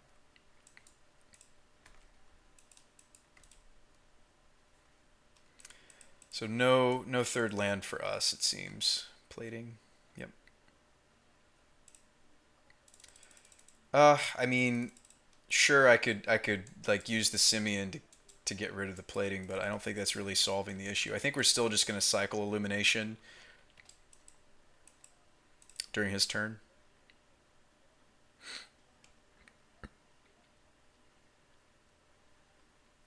Yeah, like you're looking for a draw spell so you could maybe hit the terminus again.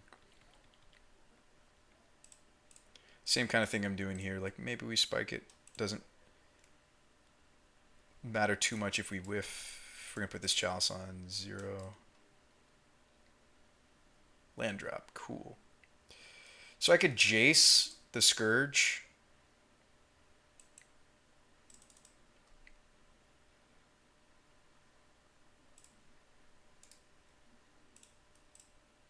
I think that's what I'm gonna do.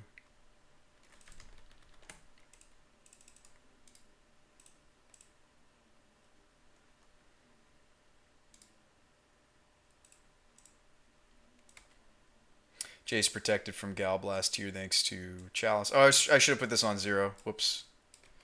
I'm really kicking myself that I might have let him get some zeros out there.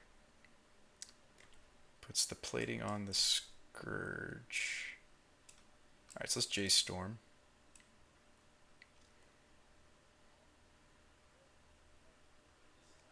Let's put back Angel. I mean, we could put back this Chalice for 0. It's not as impactful as some of these other plays we have access to now. Could even just Gideon this Vault Scourge.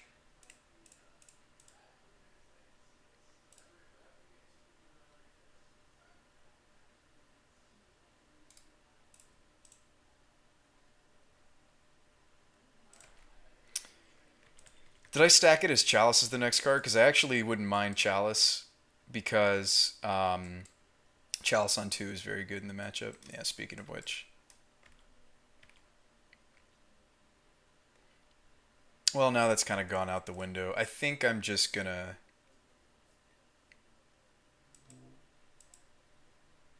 grab fountain number 2 here.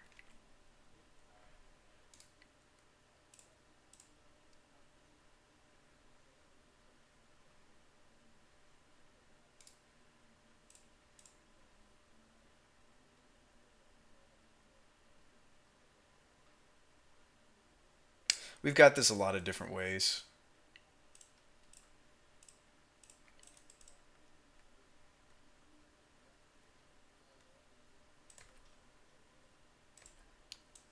She's here.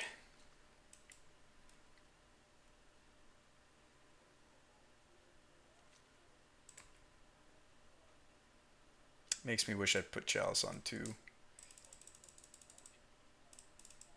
Oh, well, I'm about to D-sphere his Ravagers, and he could protect 1 maybe, but then I just Gideon the other one. So I like how that worked out. I mean, he didn't have a very explosive affinity draw.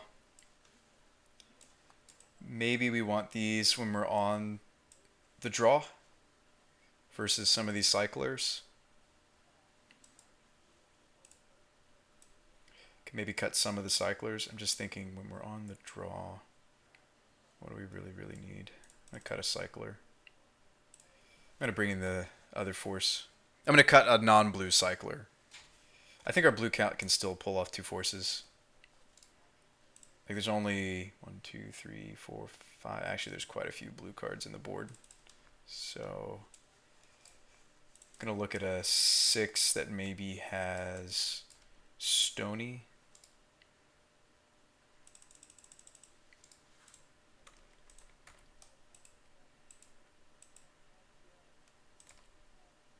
It finally has an opal draw.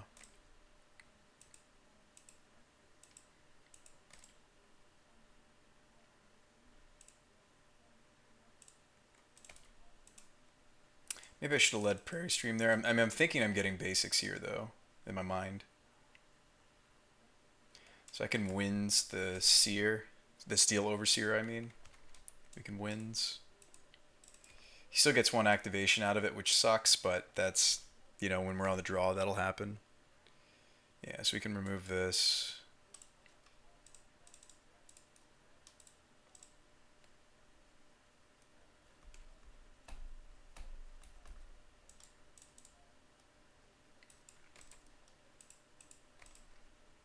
Who knows, maybe we just spike a Terminus. We got 2 turns to potentially hit it thanks to the Illumination. So we take a wall up there. Play the Colonnade. We'll cycle the Illumination.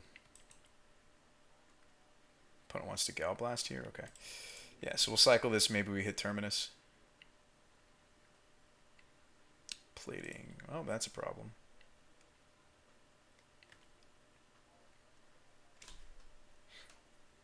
Maybe we'll hit it. We hit like a Miracle Terminus at a good spot earlier in the game, so maybe we hit it again.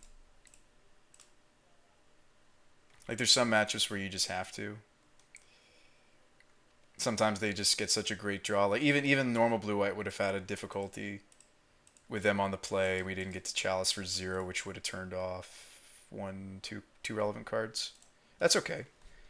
Affinity still exists in small bursts, and when it beats you, it beats you. Maybe we could have mulliganed a little more heavily to find the Stonies. I'm only playing 2 Stonies. I'm trying to respect, you know, as you can see, like some of the graveyard decks a little bit more than I am the artifact decks. Because typically blue-white deals pretty okay with those decks. In my mind, because this isn't tuned right, this is just something that I drew up from an older meta, changed a couple cards, right, added in some of the new cards that have been printed, altered a couple things. I didn't change the deck a ton, so in my mind, I should have said this out loud, but when I queued this deck, in my mind, I was thinking this is just going to be for fun, and I don't expect, the Chalice take on blue-white to necessarily win this current meta, but I will say I do expect to at least take 2 games, which is solid because we'll at least get the play points. It'd be nice if we get a 3-2. What did we lose to besides Affinity? We lost to... I can't even remember my first round now. What happened? What was going on, brain? What did we die to round 1? Oh, Mono Red Phoenix. Which, again, I don't think is a tough matchup either, right? Like, both of those are matchups where Chalice can really flex its muscles. I'll keep this.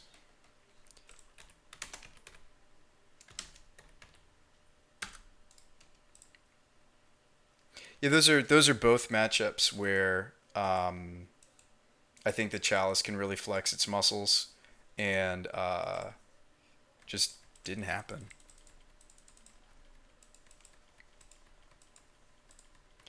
An earlier ability of this deck was playing Thirst for Knowledge. I don't think I'm going to go and play Thirst. I have no idea what he's on.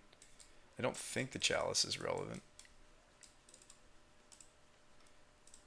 We'll go ahead and put it on 1. Teferi Time Raveler can let me reset the Chalice if we need to set it to a different state. There's a chance he's got some 1s. It's modern after all.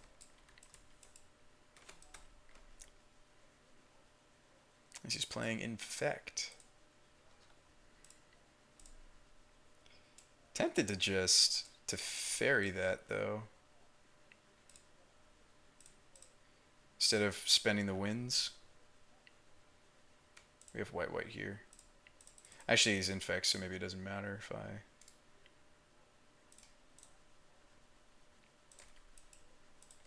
It's Narset.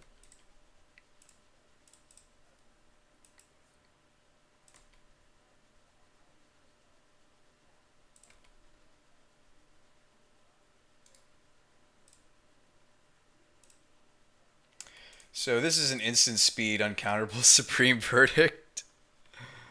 Oh, chat. We're living the dream. This card's stupid. Why did they think this was a good idea?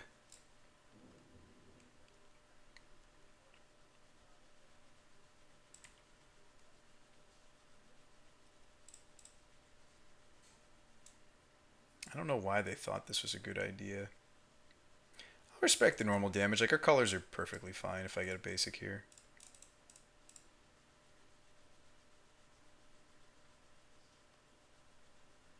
It's gross what we just did. It's gross. That was a little gross. It was a little bit gross, chat. It was pretty sweet. So Infect.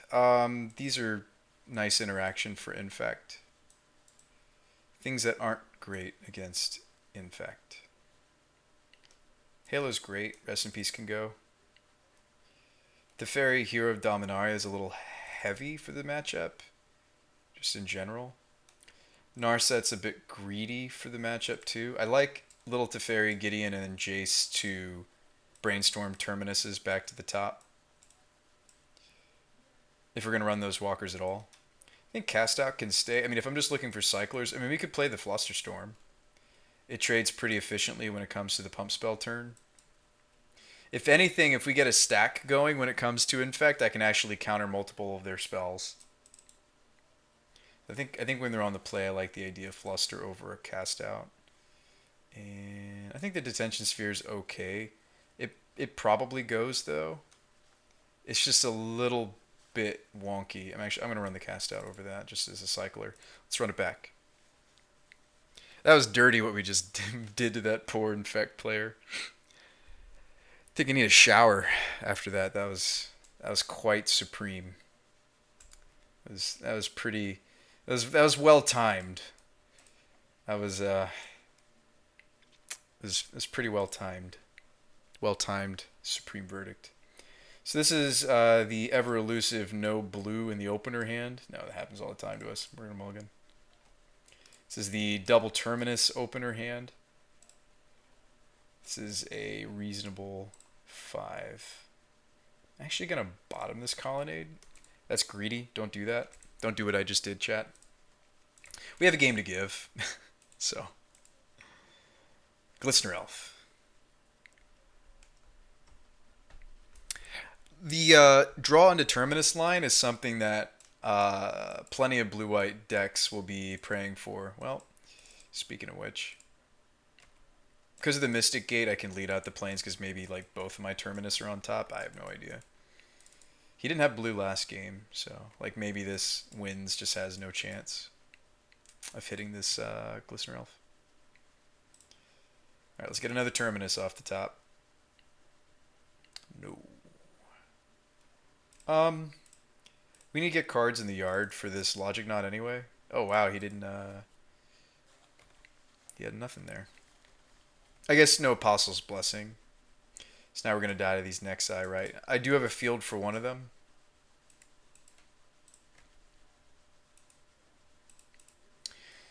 I wouldn't mind a Terminus coming down here because that would put another card in my graveyard. It would take out the Nobles. Terminus is only so good in the matchup. Blossoming, okay. Chalice set to 1. Turns off a lot of the pump he might actually have here. I mean, don't get me wrong, Field of Ruin is reasonable, but since he's going wide, it's less so.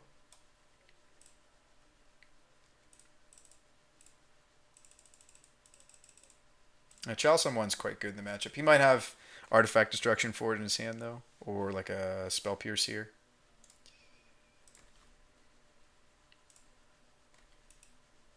Matchup can feel vastly different when we're on the play. Deck is too many 1-ups. Daz, take the list, rebuild it, send it back to me Monday morning. I can play it again. I would appreciate it because this deck's actually kind of near and dear to my heart. I think this is a really cool take on blue-white. So here's the list. Take it, rebuild it, fix it, make it better. Send it back into the stream. I can play it again maybe next week. Please and thank you. Please and thank you. It's a scale up. We're dead. I would appreciate it, Das. No sarcasm. No sarcasm there. That's I would appreciate it if you have suggestions, make them. If you're not willing to get your hands dirty though and actually fix the deck yourself, I'm a little less sympathetic. But I promise you that wasn't I wasn't using sarcasm. I was being serious. Can I cycle into the lands here to make this hand work? We're gonna mulligan. This hand has double Chalice and a Cycler and a Scry. Bottom. I'm hoping we're gonna get there. So we bottomed non-land here. I mean, even Simeon would let me cast Chalice for 1. I wish I had a Simeon in this hand. I would have just, excuse me, slammed it on 1. I would have done that, chat. Now Chalice is good in the matchup. Maybe we'll get to play it. Ruined Halo is good in the matchup too. I mean, you can even name Inkmoth Nexus, because we have a harder time dealing with manlands than we do the onboard infect creatures. No, I'm not going to sit here and say that I think this build is right, Das. I dug up, this is a list from 4 months ago. I kind of dug up out of the trash can, changed a couple things. I wouldn't sit here and lie to you and say that I think that it's the correct numbers anywhere. There's some very successful, heavily played blue-white lists, right, in the current meta. I would recommend you play those first, Das, before this wonderful nonsense. I still think this is a really wonderful thought experiment, right? I mean, if I was trying to be really competitive at the moment, I might shock myself, do nothing. That doesn't scream Spell Pierce. Scrybug, we bottom this. We bottom this Chalice. Unless it's the 4th Chalice of the Void, we just got Scrybugged. So I did bottom that. Puts 1 card on the bottom of their library right here. So, unless it's the 4th Chalice, which is possible. It's possible. I mean, I'm not saying it should have been a land, but it probably should have been a different card. The odds that it was 2 Chalices in the opener, Chalice, and then another Chalice on top is slim. I guess we should have gone to 5. What was this, a 6? No, actually, this was our 5, wasn't it? No, I think this was a 6. Let me see. Yeah, we molded the 6. I should have looked at a 5. So, I killed us. I did this to us. I did this to us. Land. Let me play the Chalice. Let me get it spell pierced. That's sad. I should have mulliganed again. The 6 looked promising. Oh my god. Wow. The second land was like 5 cards away. Alright. Like I said, I'm happy if the deck even just takes 2. So we're going to take 2. We're going to take 2. It's going to happen. We're going to take 2. But yeah, like I think the deck should be 2 Jace, 2 Teferi. I mean, like little things like that, I would agree with Das. I just didn't know where I wanted the numbers in certain places. I mean, the deck's curve is actually pretty clean when you put everything in perspective, right? These are 1s. Tap lands, these are trying to be 1s. 2s, 3s, or 0s. This is just part of the mana base. We don't hardcast these. I guess you could, but you'd need 2 of them. 4s and 5s. Bunch of 2s in the sideboard. Some 3s. So yeah, it's I'm not going to sit here and say, oh, I think my build of this deck is correct, or even Jao Danman's take on the deck, right, where we base the original shell off of, is correct. I'm not going to say either of us are correct, Daz, right? Actually, what revived my desire to play the Chalice build of Blue-White today was actually I was watching, believe it or not, I was watching a little bit during work. I like to sometimes put on something in the background to watch. Oops. Sorry, I missed that, chat. I'll put this over here. So, I was watching actually the Star City game, Star City Games dual decks or whatever they do, and the Hogak deck beat everything, right? They were doing no ban modern lists versus Hogak. Hogak beat everything except for Eldrazi, and the biggest card, especially in the game 1s, that the Eldrazi deck was. I mean, obviously the Eldrazi deck's very robust and powerful and going to come out of the gate swinging really fast, really hard. I actually think I will keep this. I've been mulliganing hands that like look like a lot of lands, but I actually think that's wrong. I think I should keep hands like this a little bit more often with the deck. Unban Cloud Post.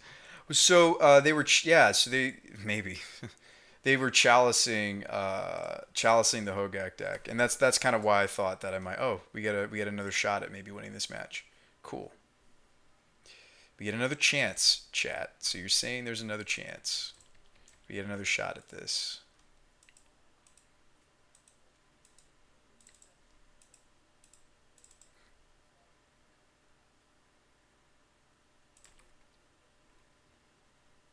Yeah, we get another shot.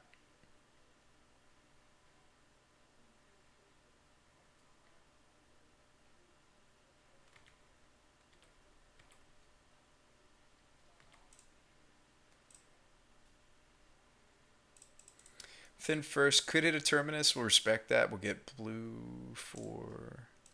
I mean, it's Infect. Cycle off of the Kabira. Didn't hit another cycler. It's fine. Terminus. So unfortunately, if he has Spell Pierce, it works here. I think I still go for this. Okay, he didn't have it. Juicy.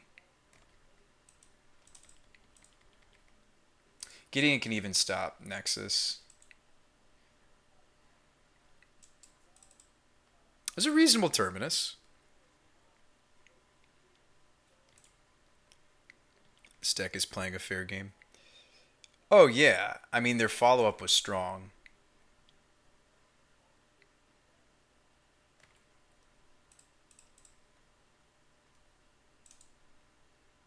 Yeah, their follow-up was certainly strong. The Eldrazi deck. I think I... Gideon?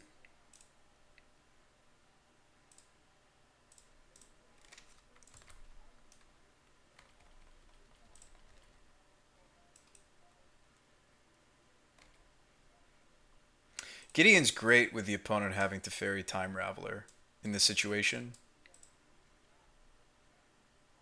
Spellskite. So you can unfortunately move what I'm targeting. Oh, wow. Okay.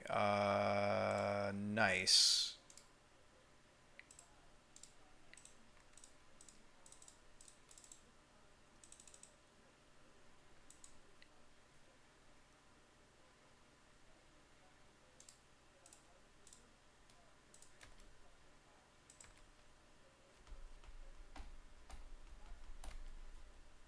I mean, we're not trying to play fair either. Like, I've got some weirdness in my list as well, like Simians and stuff. Wins, I can wins the Glistener. Continue to plus here. Remember Teferi, so...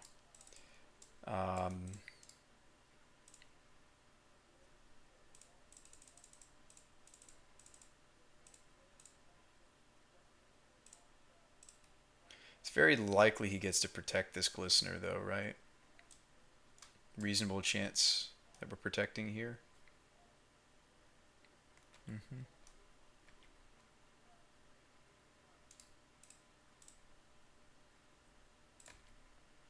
But it's not like I could Cryptic Tap either.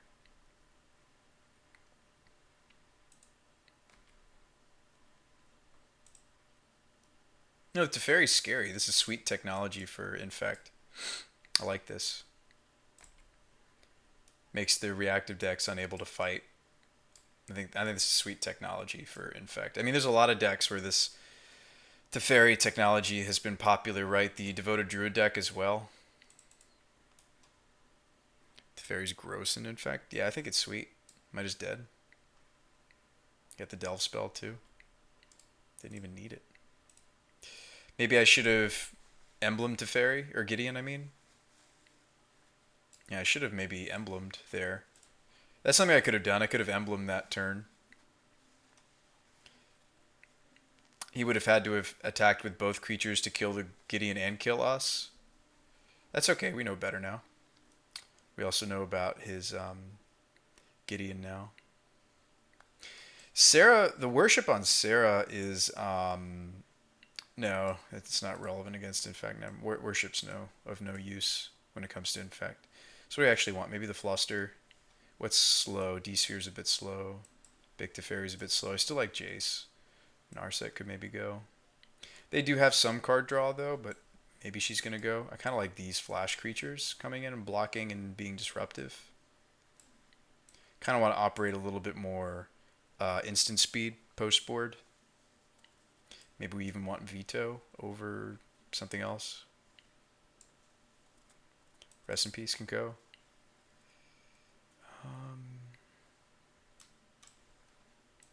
How we curving? How we curving?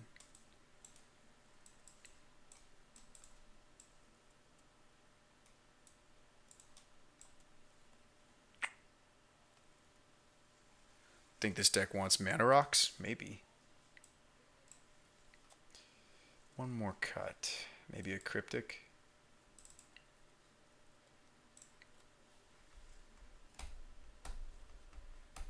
There's the new oh no, that always existed. There is the blue. I might actually keep this. Not because of the force. 2 lands mana leak. Nah, we'll find a better 6. We kind of did, kind of didn't. We kind of did, kind of didn't. But this one at least guarantees 3 lands, so I'm not gonna crack this yet. Yeah, this hand at least guaranteed three lands.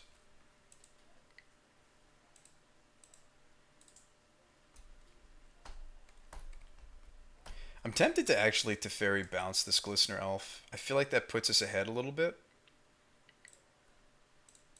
I feel as though that puts us ahead just slightly. I think I'm gonna do it.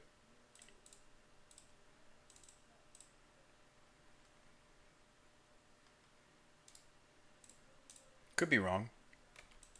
Could be very wrong, chat. Could be very wrong about that.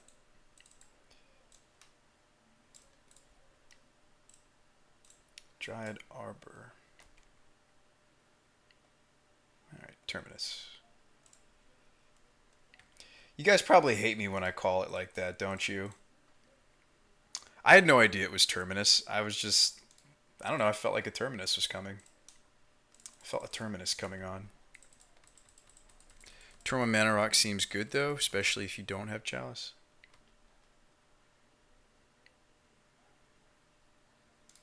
Yeah, fair enough.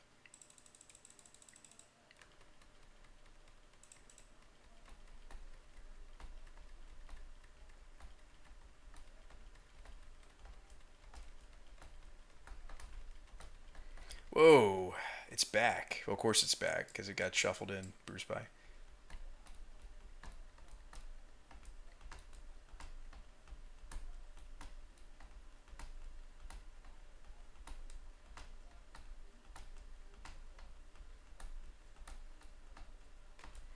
He's going to kill Teferi. I respect that. That's respectable. Would I verdict away this Arbor?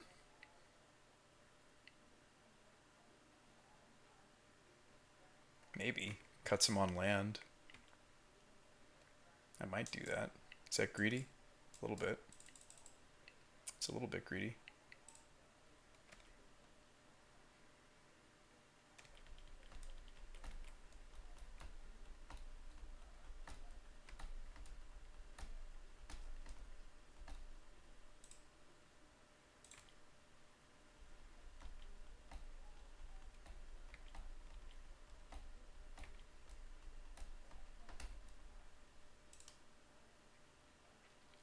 He doesn't have to commit another threat as long as the Arbor's out there. Arbor's a weird thing for me to kill, I know. But I get to Mana Leak his next threat.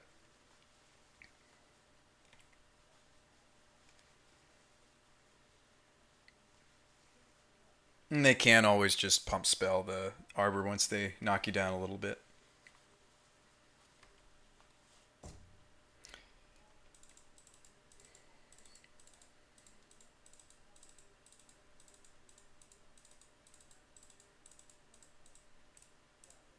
Show me Spell Pierce.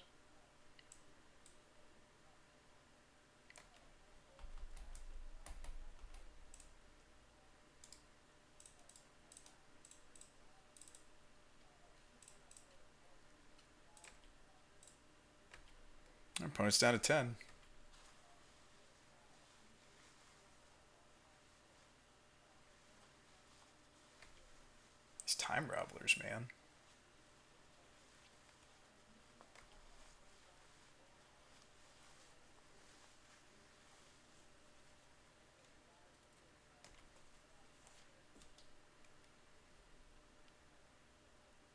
Seems like he's threat light. I'm fine just terminusing the elf, I think. Maybe we're about to draw another terminus.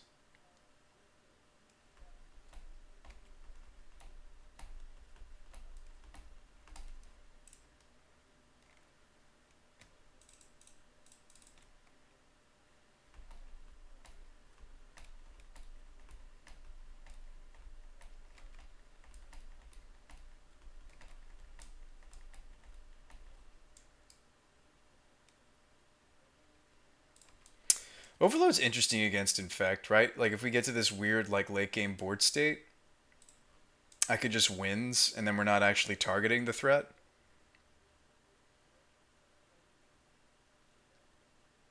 Or does each still? I guess it's instances of targeting each. Maybe that's the way to think about it. Oh, we're gonna cast the Destroy Artifact guy. Another Teferi.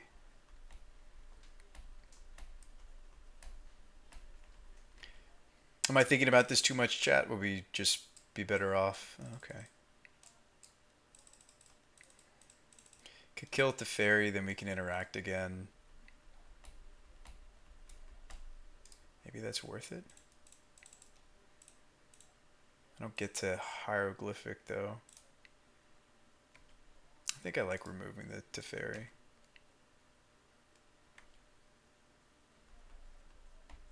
This guy likes this card. Vendilion Click.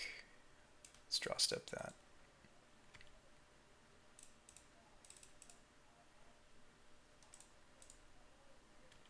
I'm assuming his hand is a ton of pump. We can play around the Spell Pierce, or I could take it here, and then we can Hieroglyphic. It's probably greedy to take that Spell Pierce. But I think we're just gonna try to win here shortly. I didn't think it did either, ninjas, but I actually don't think it's gonna come up. I think we're gonna kill them before then. This puts him to nearly dead.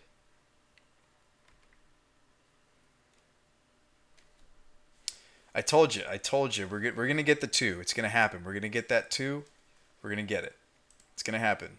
Just believe, chat. Just believe. We're gonna get the 2. We're gonna get it. We're gonna do it. I believe. I believe we're gonna do it. Believe we can. I believe it. We're gonna get a great 7. It's gonna be a wonderful 7. It's gonna be not like this. It's not gonna look like this at all. We're gonna have a wonderful 6 that doesn't look like this either, but we're keeping it. It's going to be a wonderful hand. It's going to come together real nice, chat. Don't you worry. He's not going to have the turn 1 Glistener, turn 2 kill me. It's going to come together. It's going to come together. All right. That's scary. All right, we're going to draw a Terminus. He's not going to have the Spell Pierce for.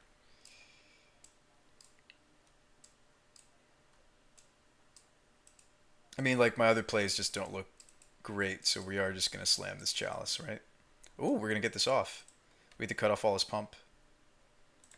Because almost every single pump spell in their deck is Chaliceable. Now, you can have a Chalice on 1 and set another Chalice to 1. It's just you can't go from a Chalice on 2 and then play Chalice on 1. This shouldn't counter this. So I think that's what we're doing. But BrewSpy... Well, you're always worried, Das. Oh, my opponent's got a lot of threats, though. Oh, Terminus. No! And we don't have the, We can't beat Spell Pierce. Oh, yes, we can. Chalice. We did it. This game is still afoot. We can still put another Chalice out there, right? Like, that might be correct. To put another Chalice out there.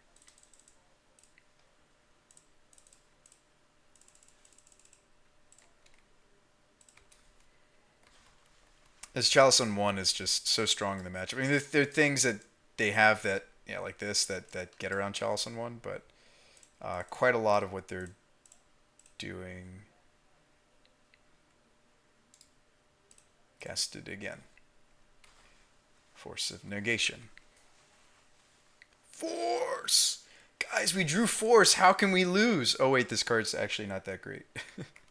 but but we drew force. Chat? Am I just getting... Is he going to have the delve spell? Is he just... You don't have enough for that yet, buddy. Yep. But BrewSpy. It doesn't work like that. This isn't force of will, okay? Ooh, Vendilion click. I can't block this guy though. Let's kick it back. It's gonna be okay, chat. It's gonna be okay. Everything gonna be alright. And everything is gonna be... It's gonna be alright. You know? It's gonna be alright, chat.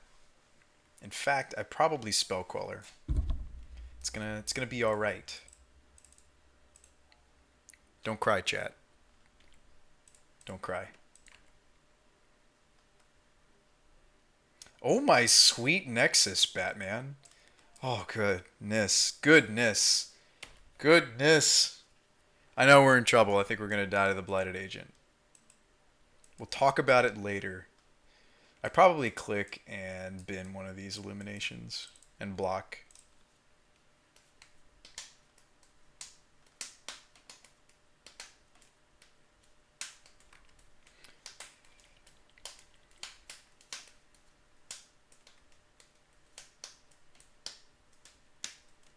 No, force is going to be really clutch here. I predict that the force will be clutch.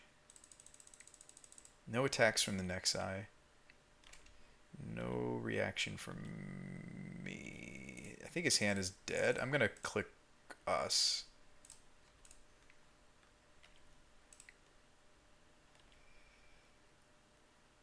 Okay, we don't have access to... Do we swing?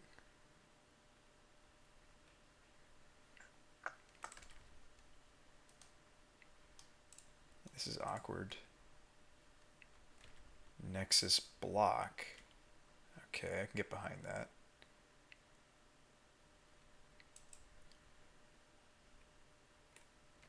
No block, actually. Opponent changes his mind after animating. I'm with you. I'm with you, opponent. I'm with you.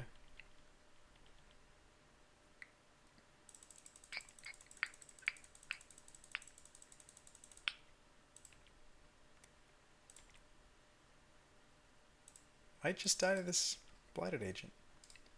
Draw 2 cards. Come on, deck. Come on, deck. Okay. Well, we have access to the Cryptic.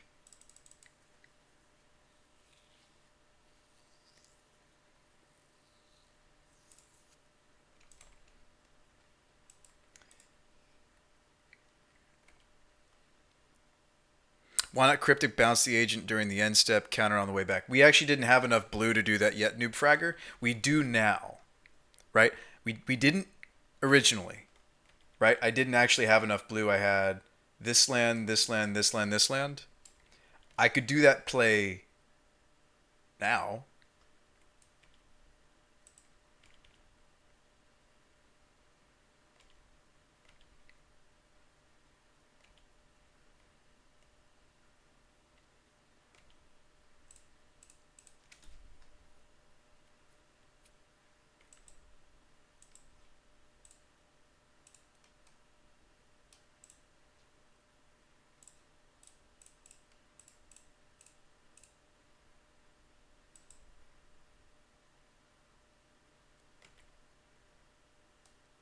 Halo.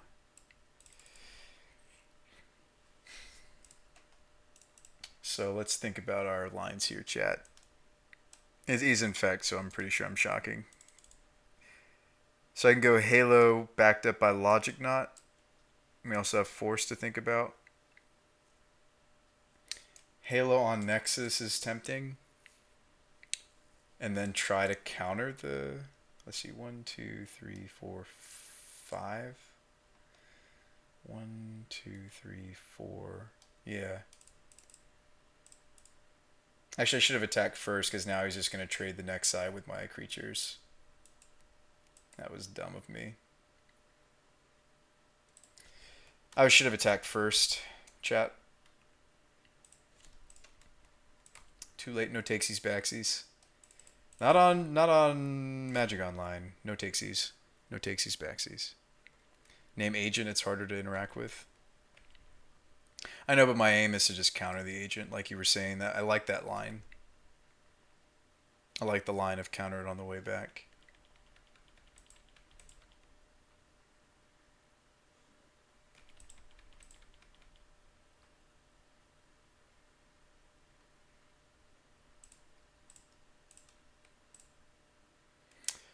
I mean, Flusterstorm we can play around.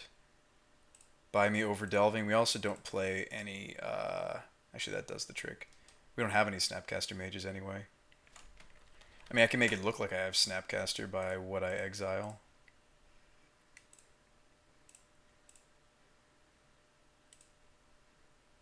But we don't actually play.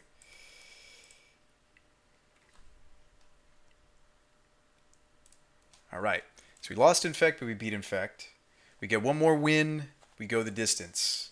Let's do it. Let's do it. It is 10:24. This is the last game of the night. If anybody has... yeah, I don't know if I played that great. Probably not, but that's okay. Sometimes your deck's just really powerful and it carries you, right?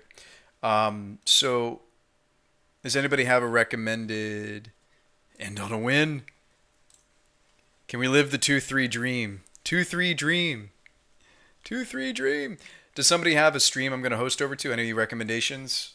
Because I'd like to more fluidly go from... I might actually keep this. That's not great, actually. This 6 is slightly better. Key bottom. Watch us still hit that Terminus. I feel like the Scry bug is in full effect. Like, watch us still find Terminus. I'll stream if I host you. Okay, we get a rematch. I'm actually kind of excited about that. Okay, so Scry bug not in effect. So, Chalice is quite strong in the matchup. Very strong in this matchup. Very reasonable also against Hogak.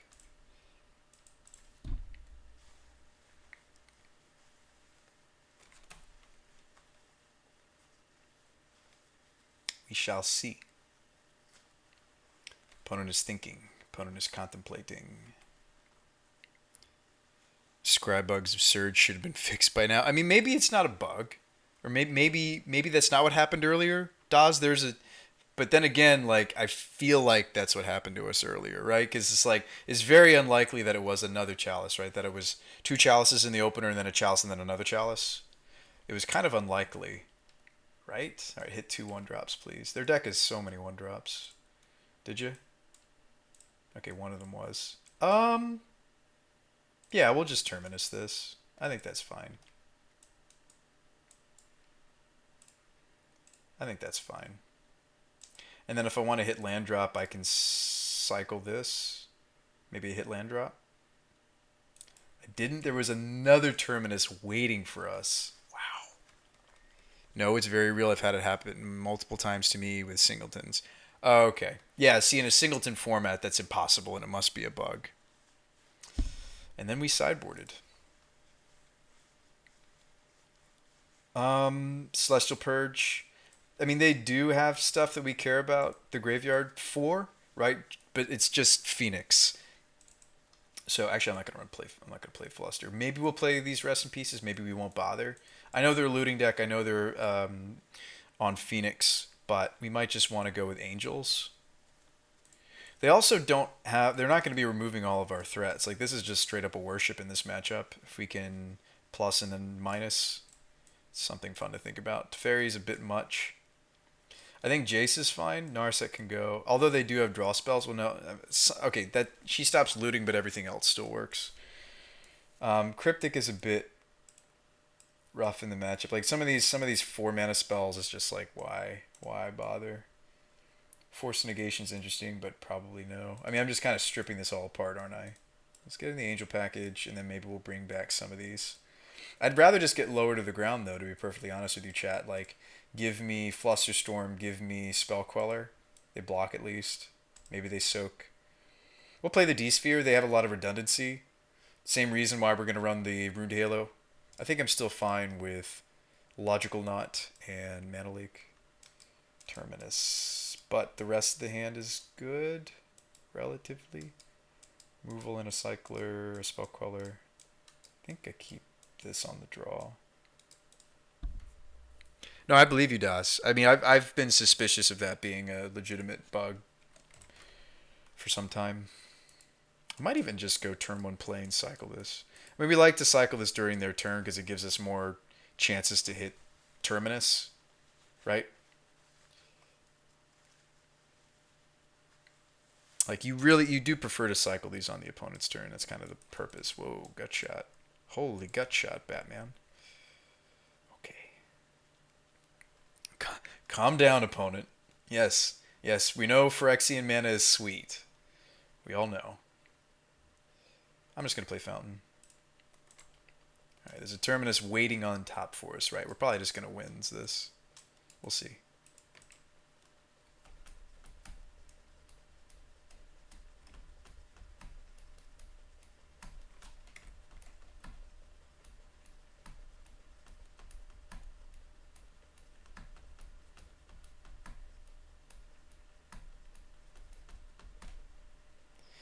Would I Queller if I could?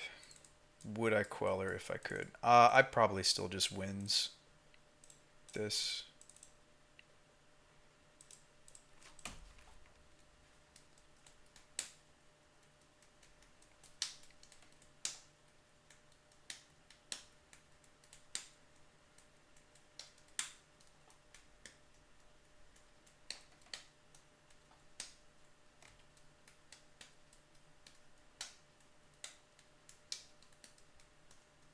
That's a good sign.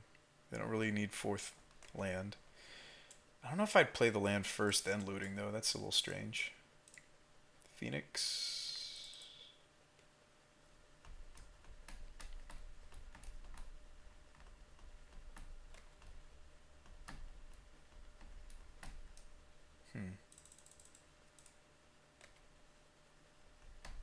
So we got some options. Could Simeon out the cast out. I don't think that's the line I want to do. I'm probably just going to Quell. If he flashes back the looting, just probably Queller that. He might have a bolt for the Queller, though. Okay, we're going to cycle this.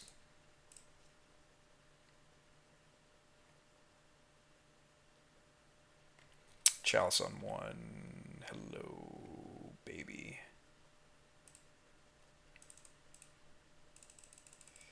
Hello, beautiful. We have Queller to protect it. It's very possible there's an artifact removal spell lurking over there. I can't stop the replicate one, but I can stop most others. Bedlam Reveler. That's terrifying. Yep, you get it. That is a wonderful magic card for them.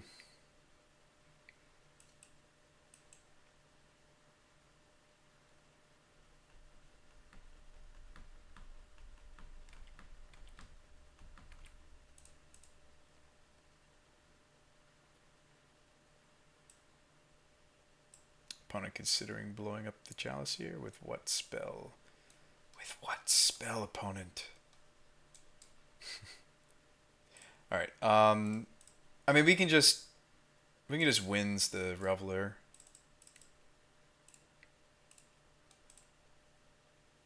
No big deal.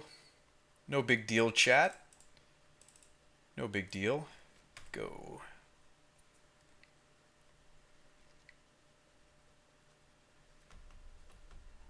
There are 2 Phoenixes in that graveyard I am pretty terrified of. Despite Chalice, he can get those out. Maybe I should have brought in some number of Rest in Peace, actually. Perhaps.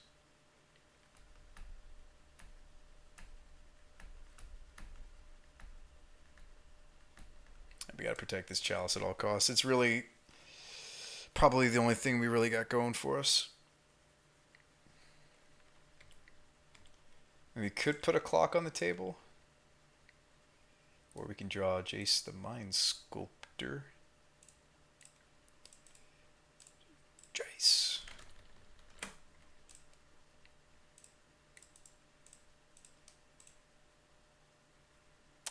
Do you Fate Seal?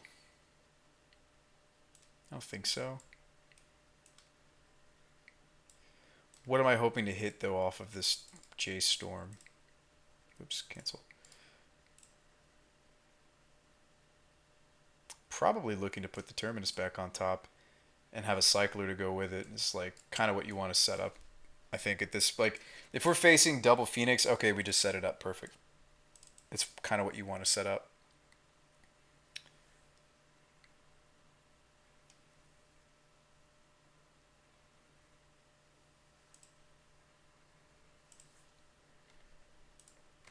Like, because we kind of force the issue here, right? Like, now that Jace is here, he can't just sit back. Like, he has to cast 3 spells and get the Phoenixes back. I can't believe it. We did it. We did better with this deck than the Thopter-Sword jank. That's a victory in and of itself. Let's not even compare the 2 decks that we played today. We prized with this out-of-date, wonderful nonsense. I think this is a real testament to how strong Chalice can be. I think this is a testament to just blue-white in general, or just how powerful a well-timed Terminus can be. Yeah, Chalice is really great. You know what? I think that this deck is better than we even understand. I think if you put this deck tuned a little bit better in the hands of a blue-white player that plays a lot, that just that's what they play. They just grind blue-white all the time. That's what they do. I think if you put this deck adjusted, right? Adjusted properly, right? Change a couple things here and there. Maybe it's 3 Force Negation. Maybe it's only 1. I don't know. Give it to a player that this is all that they do, is blue-white control. I tried to get him to play it the other day, and it didn't shine for him. Melfina, I don't know if you were watching. He did play it. He played the earlier version, the previous version of the deck, and it just didn't do the things for him. Percentage of decks that's won CMC is so high right now. Yeah, I think that this is actually a really clever take on the deck. I don't think it's the correct 75 at all. I'm not going to pitch that to you guys. I would be lying. But I do think that this Chalice-based blue-white is stronger than maybe we think it is. So I'd love to get Evan playing this again, because that's what he jams. That's what he's good at. You know what? I'm going to screenshot this, and I'm going to say, Evan, you could have done better. That's what I'm going to do. This isn't vain for you guys. You guys aren't going to see the screenshot. I'm going to send this to Evan on our little private Discord. So it's not for you guys. I don't plan to plaster this up on Twitter or anything. I am looking to send it to Evan, though. So with that, stream's over. Deck was sweet. Yeah, I like how it played. I think the Angel package was kind of cool, too. We never got the Worship emblem off on Sarah. We did play her, though, a couple times and make some Angels. We lost that match, though, the match that we did get her out. But no, this deck's sweet. I think the sideboard should have more than one Flusterstorm. Because Fluster, the Storm copies go around Chalice, and it gives us like another cheaper mana spell, which the deck desperately needs. So I think the sideboard should have a second Flusterstorm. I really liked it. We didn't see it enough, but I think there were plenty of games we played tonight where certainly Fluster would have been trading with spells, maybe even multiple spells, if we could have gotten a nice stack going.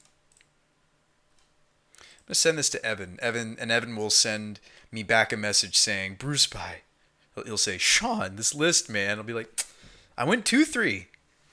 You could do better, I'm sure. That Memorial was sweet.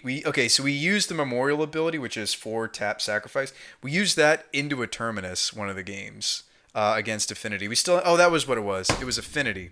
We still ended up losing that match, but it was so juicy.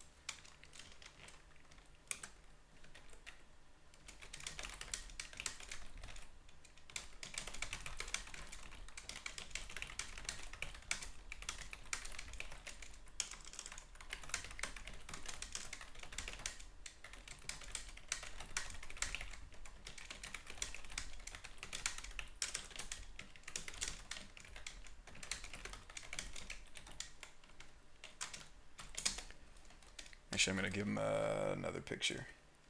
I'm going to pitch this to Evan. I think he would really enjoy this list. I thought of him last time, too. Oh, you know what? He's actually perfect that I went on Discord. He is currently streaming. I'm going to host you guys over to Evan. He is playing Esper Shadow. Give him a nice BrewSpy shout out. Let's link some bow ties.